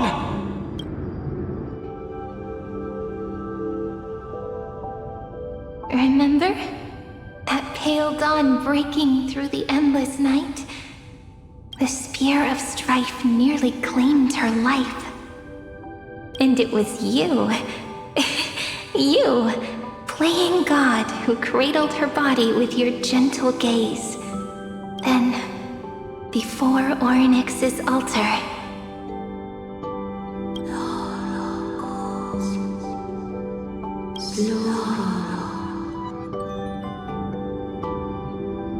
even the Titan of Time mistook you for someone else. I never imagined there was a hidden truth behind our first meeting.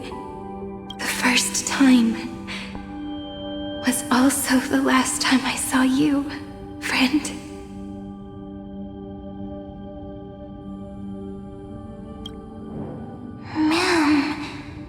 Ma'am.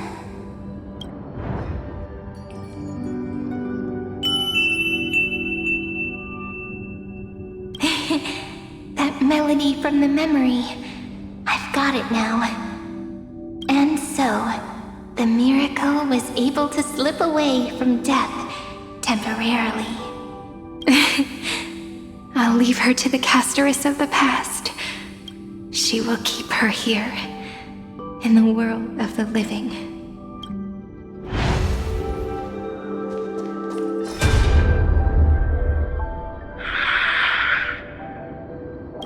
Darn it! What are these things? You're not taking me down. Not before I find a way to help her and Dunhung. If you've got a bone to pick, take it up with my six-phased ice. March wandered all across Amphoreus for 97 days straight, chasing one goal: to save her friends. And with her bow and arrows, she brought down every obstacle that stood in her way. So that's how it happened. My skill with the bow. I owe it all to March.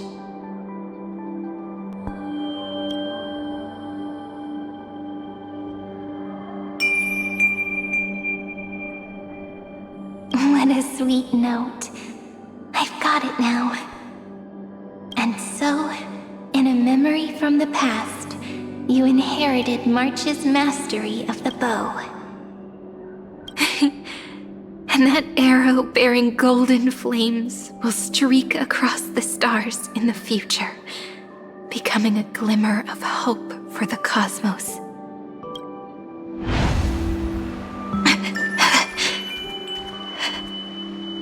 Are you okay? No worries. I'm just a little tired from all the walking. You really need to work out more.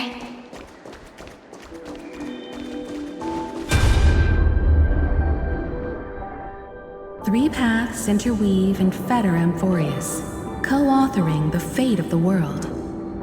Ordinary pathstriders aren't known to leave traces in the mirror, so if what you said is true, then this isolated star system must be home to at least 3 beings comparable to emanators. I would even go as far as to say, eons themselves. To gain the favor of the stars for Amphoreus, the Remembrance sent a call for help to the cosmos. But the obstruction from the scepter was far too strong. Even the gods could do nothing more than send a fleeting mimetic being to someone who walked the same path. Thankfully, Miss Black Swan caught that fleeting moment.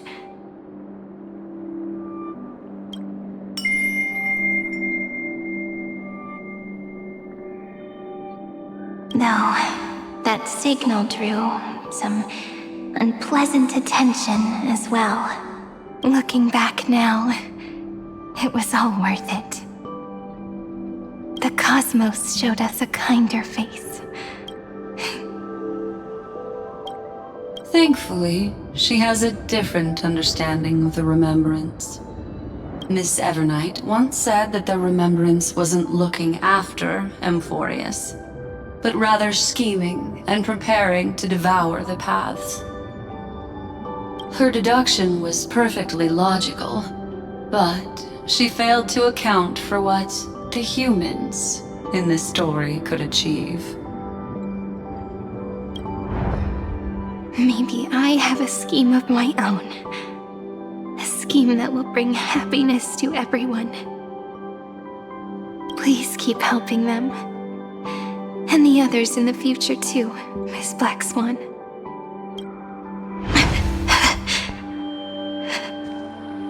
Looking back on the past really does wear down the mind. And wears out the body too.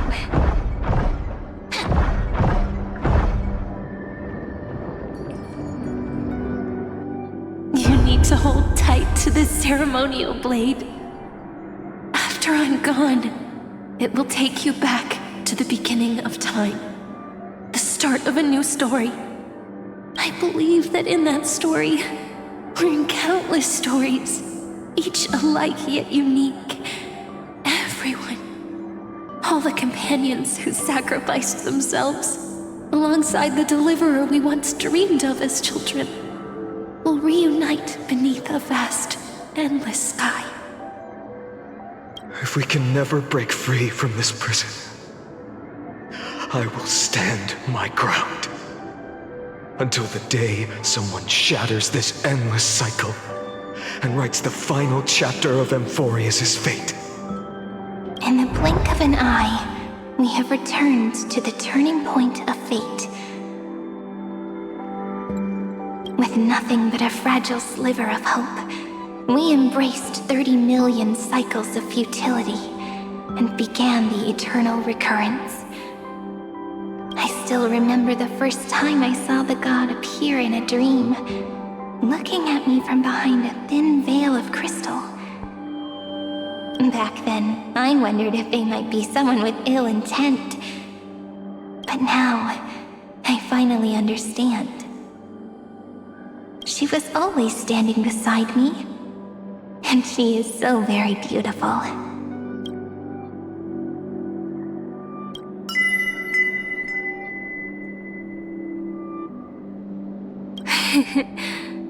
Causality really is a force that cannot be stopped.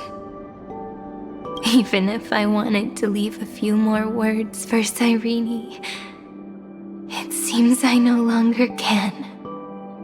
After all, you still have to leave behind your final consciousness and plant the very first seed.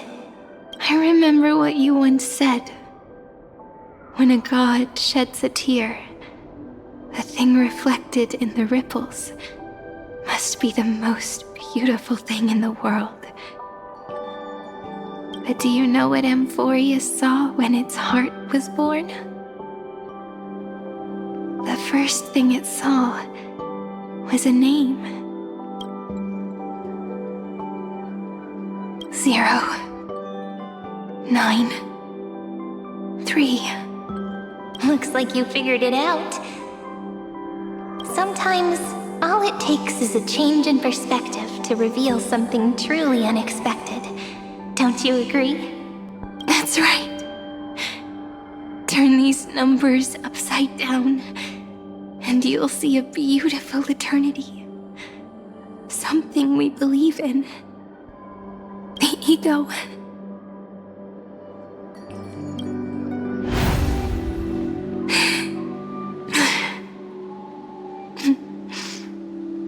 Looks like time's running out.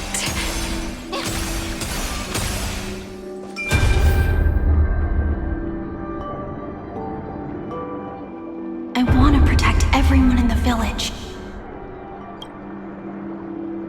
But can I really do that with the strength I have?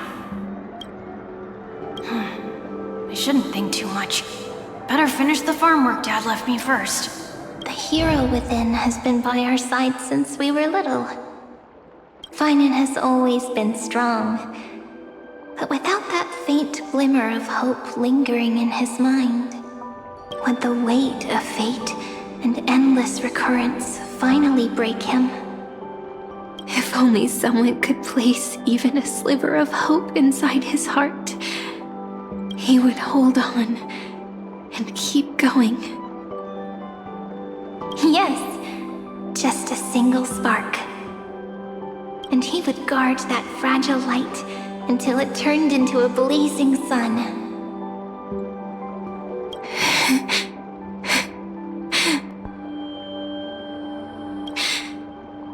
I no longer have the strength to make the hero within look like her.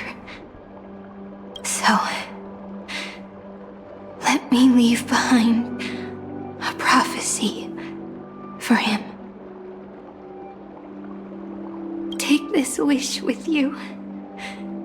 Be the hero who begins the mission of deliverance. As prophecy foretold, you will bear the blazing sun until the pale dawn breaks. Continue onward, bearing this world upon your shoulders until the ashen hero, the nameless deliverer, ushers in the dawn.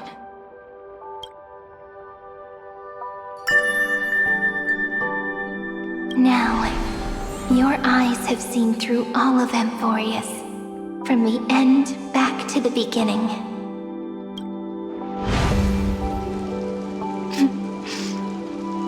Looks like time's running out. The first ripple was where it all began for me. 1, 2, 3, 4, 5, 6, 7. I thought they were just musical notes scattered aimlessly throughout memory. Don't you think? But they had already become part of this world. No matter how Amphoreus came to be, right now it feels so gentle. As I return to where I came from, it wants to play for me once more that melody from when we first met. This story deserves a perfect ending. A simple but beautiful melody.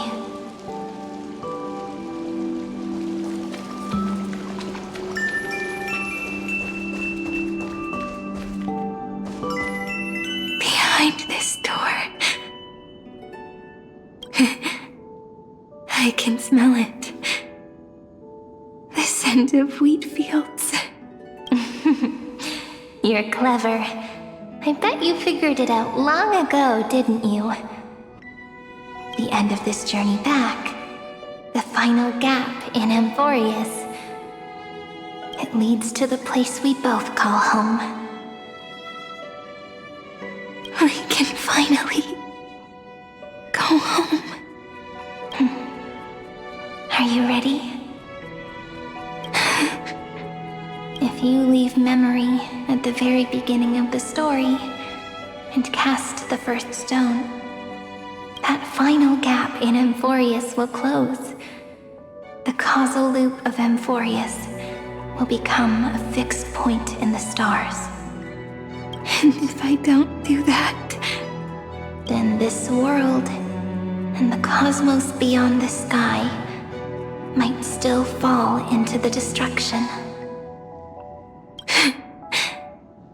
There's no way we would let something like that happen, right? Exactly. I remember that tree in Ide Silicii.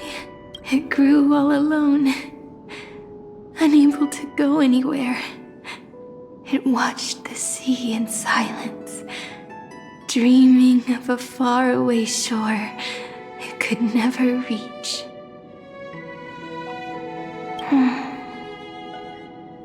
But now, a tiny boat sets sail. It carries a seed of hope, plucked from the tree, and heads into the great beyond. Even if the boat's shadow fades quickly from sight, the tree knows that its wish will bloom on the other side of the sea. In that moment, it must feel happiness, right? The way you brought it up, now I kind of miss that tree too. Come on, let's go home together. Take it with us, back to the sacrament courtyard. Let it become Remembrance's anchor, tying together the times we knew so well.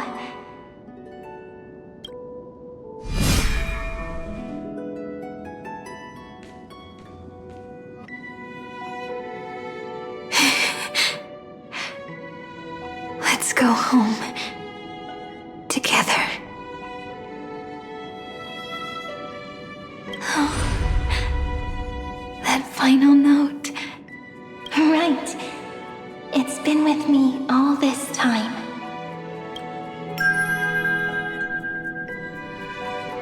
This is Do. It is also the first note. The one from the first time we met. And the one that stayed to the very end.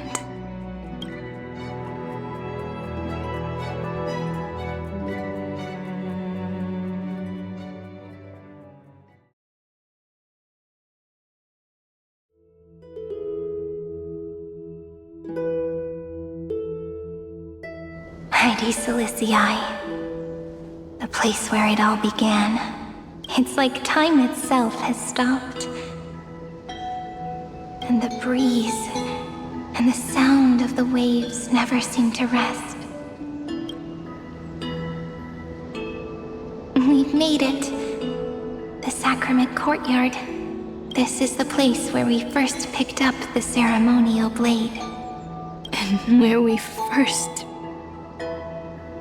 began writing journals. Now, the journey through memory has reached its end. Once the anchor is placed, what awaits us is 30 million lifetimes of reunion. Looping again and again. Endless farewells. Do, re, mi, fa, sol, la, ti. And with them, endless encounters. Ti, la, sol, fa, mi, re, do. Such a happy scale. Whether it's for Cyrene, the Deliverer, or every sprouting branch of Amphoreus, I leave this tale of love here. May the river of time flow backward, bringing scenes of the future before our gaze. In the eternal land that no one remembers. The legend of the Trailblaze is about to begin.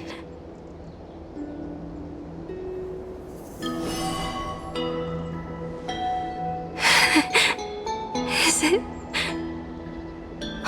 For now, my mind and my memories, it seems they're beginning to fade. The breeze is warm, but my body is shivering for some reason. If you're feeling cold, let's find somewhere warm. We can rest there, together.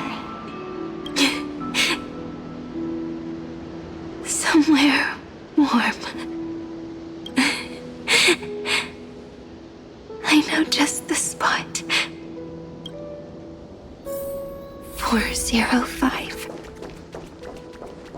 504. 093. 365. 432. 252.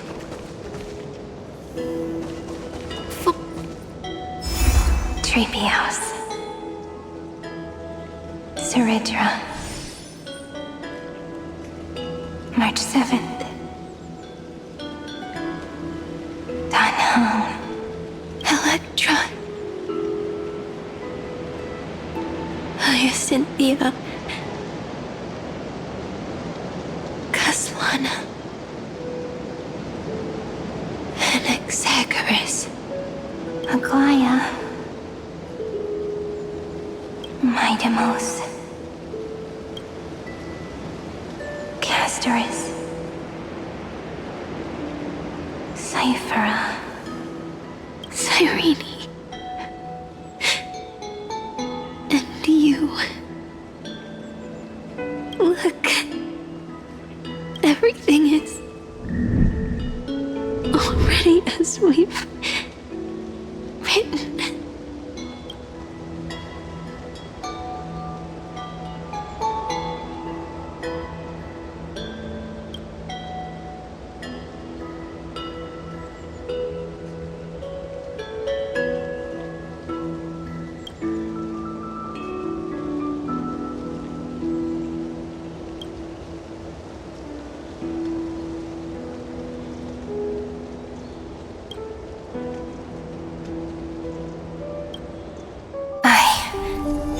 Gaze that looks back on the world.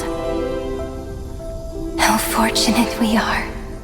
In this cycle of cause and effect, humanity never looks to the gods for guidance. The ones who pick up the pen and write miracles again and again are always ourselves.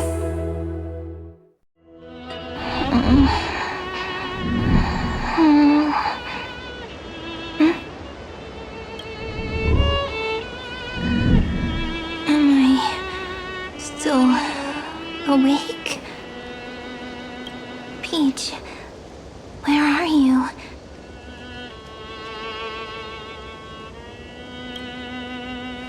Are you still here?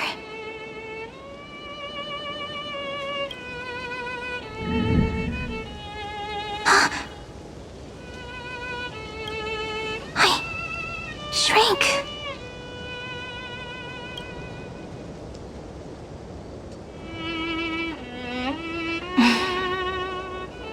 So that's how it works.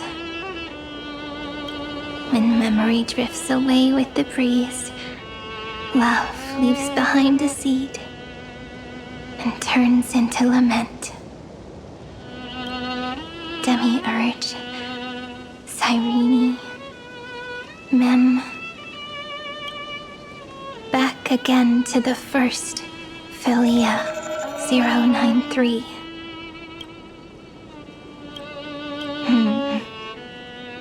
I always do have my charm. The final ripple nourished the great tree, and from it grew a single pink peach. We've been playing for so long, and you still haven't told me your name! I've told you so many times already. You're just forgetful. My name is Livia. Livia. If you forget again, I won't tell you next time. Olivia, got it. Then you have to remember mine, too. I'm... Piso. I always remember. So, Cyrene was just a pen name after all. So sleepy. That drowsy little fairy barged into my mind again. The last of my memories are slipping away. I wonder what this world will look like when I wake up again. I remember a cry and my name, daughter of Lady Celestii.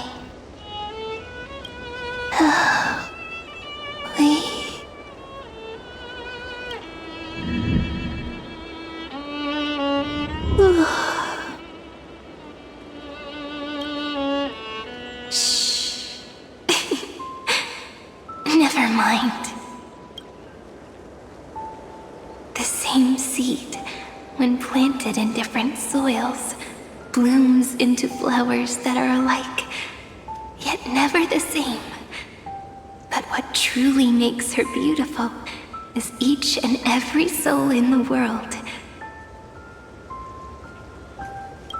No matter what form liking takes, it is still precious love, and I will accept it gratefully and return it with joy.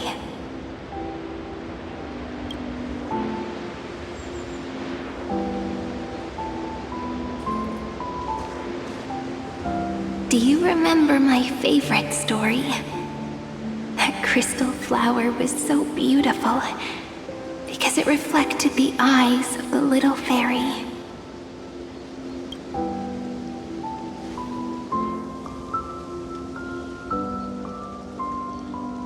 The stars across the cosmos will know I am the fairy who wrote, as I've written, together with you. And in your heart, I know I will always be given the name I love most. The one you gave me. After all, we've always been in sync.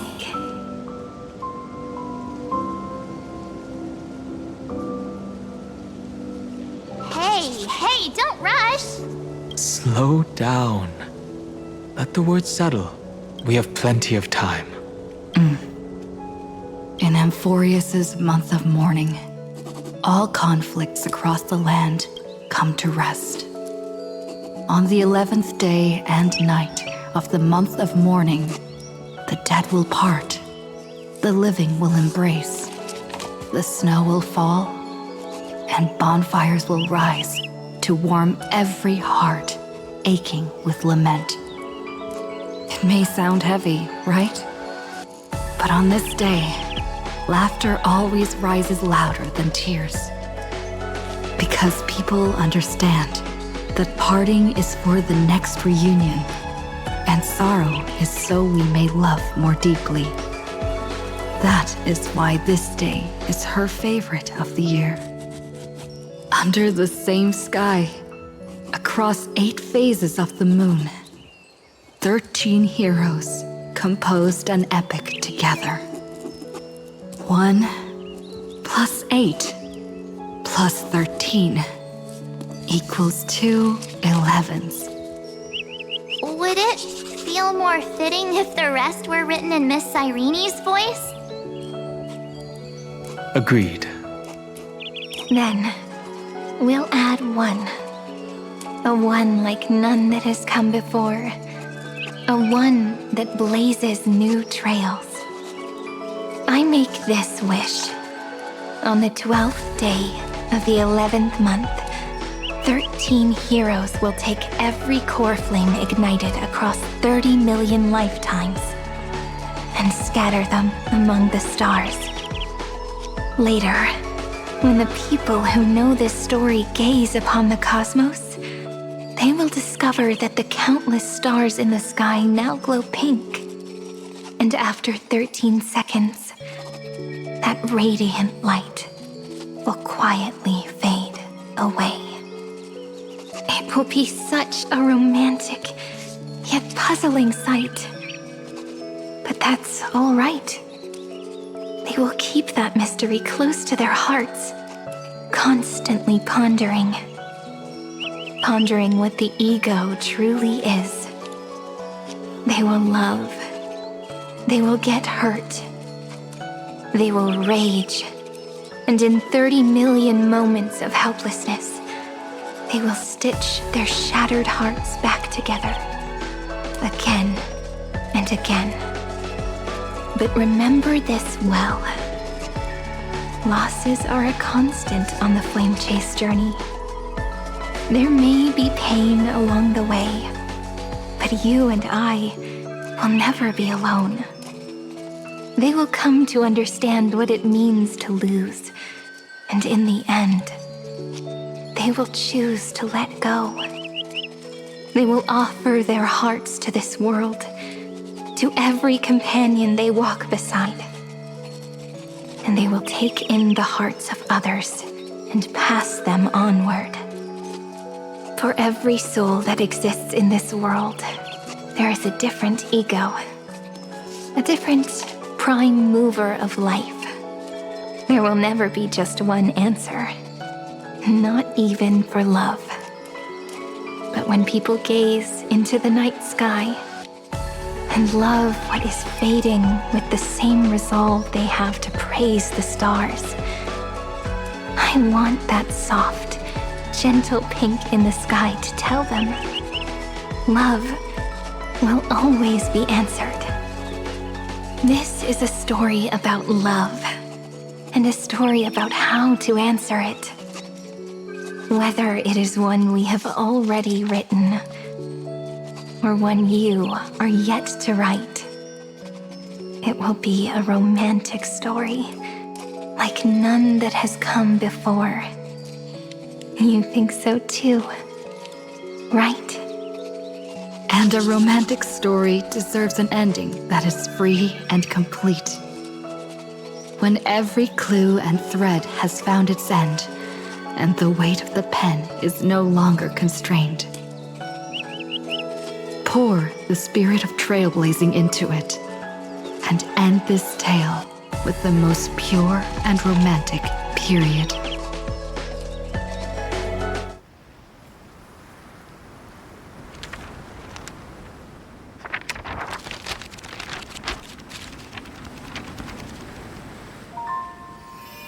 Light, sky, sea, stars, seeds, flowers, birds, hope, and love.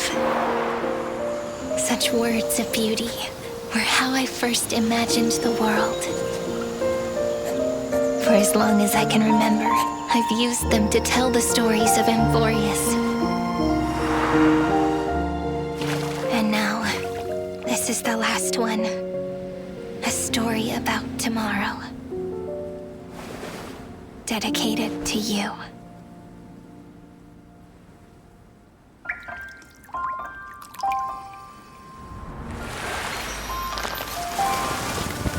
Once upon a time, morning glow, scattered light, shone on you and I, in fading poems, frozen rhymes, or traces on the breeze, whispers of past reverie. Please let me linger for now, enveloped in your sound. Love on the pages, the ink our stories penned. No matter how it ends, I'll do it all again.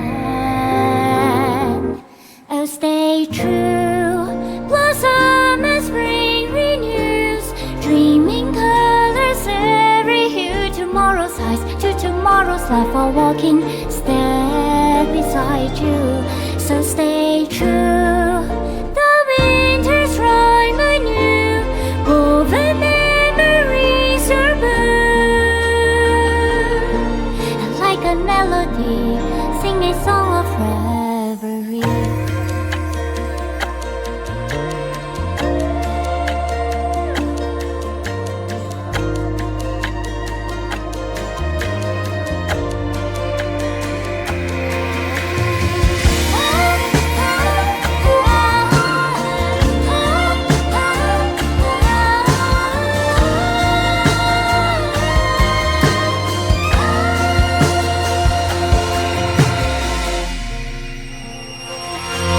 Please stay true. Cherish your memory. Go with love, your hearts, your tears, rivers flow. As gardens grow, I hope you bloom in beauty. See you soon. After the end of time, in the mountain frozen rime.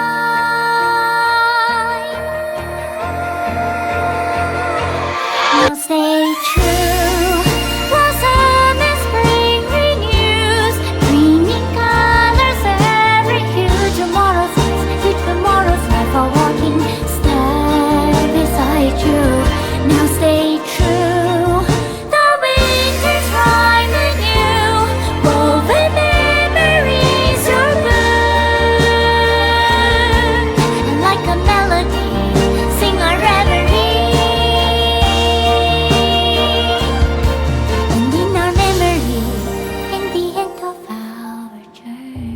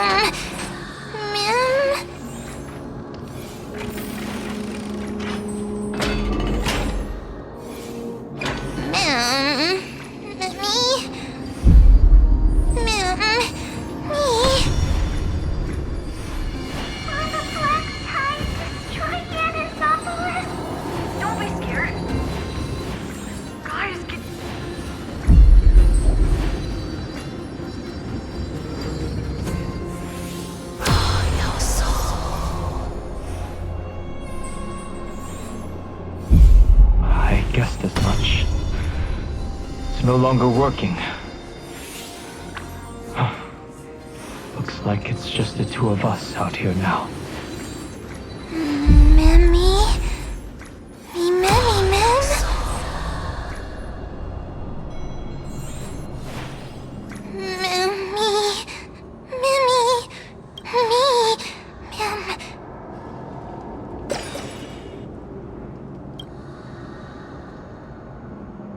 Let's find someplace safe to set up a base of operations first. This statue and the buildings we've seen so far point to a civilization here on Amphoreus. We can only hope that they're not hostile toward outsiders.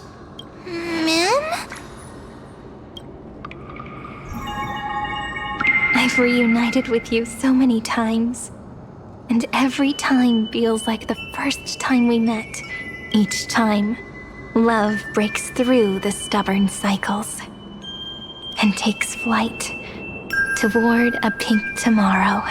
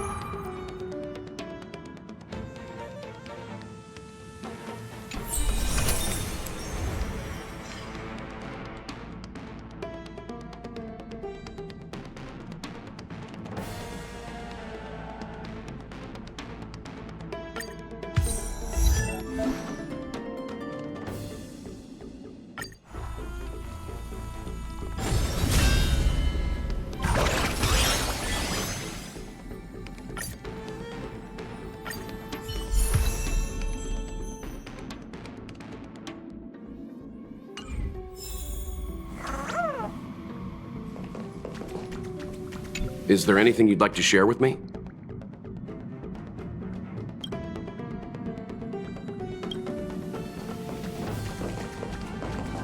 If the dreamscape can heal everything, then does reality not hold any meaning anymore?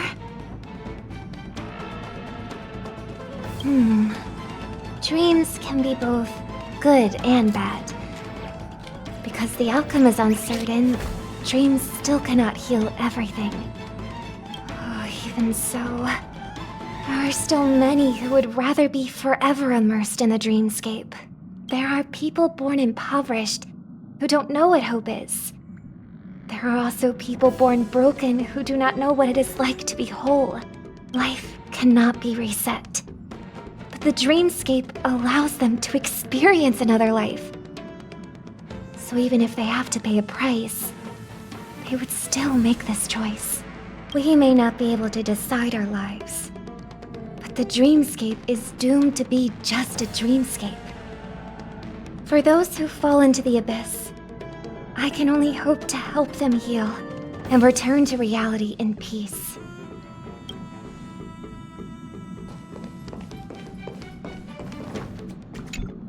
I just bumped into Himiko. We got chatting and well, I never knew she was such an expert. Oh, nothing too interesting. Spaceflight technologies. I was worried that the principles of the Starskiff would be hard for Himiko to comprehend. I never imagined she'd grasp it so easily. I'm afraid I haven't had much exposure to technical fields. Perhaps she has a better theoretical understanding than myself. Well, then I'll definitely come by more often. After all, this is the only place I'm able to lose the Helm Master uniform and relax a little.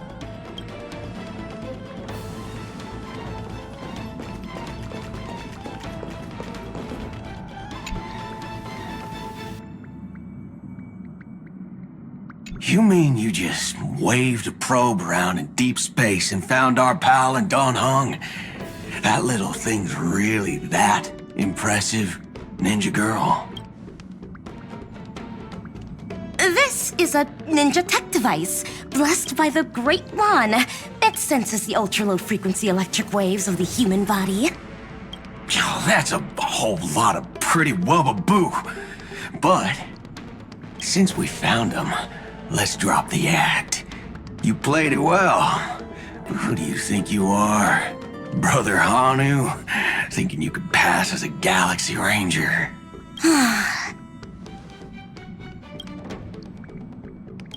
Lord Cowboy Ninja, you have turned on me for no reason. Don't tell me the traitorous monkey ninja bewitched you. Are you walking the path of heretics now? Enough. My name is Silver Gun Shura. This is why I hate putting over-the-top characters into the script. You and this mysterious ninja girl. Both of you are impossible to play. Director Sparkle doesn't care for madmen. Cut the chatter. What's your real reason for being here? Come on. What bad intentions could a masked fool possibly have? Just here to watch a show. Shuffle a few cards. My two prized actors were drifting through space for ages, and you all couldn't find them. What choice did I have but to come myself? Otherwise, who's going to share the stage with me?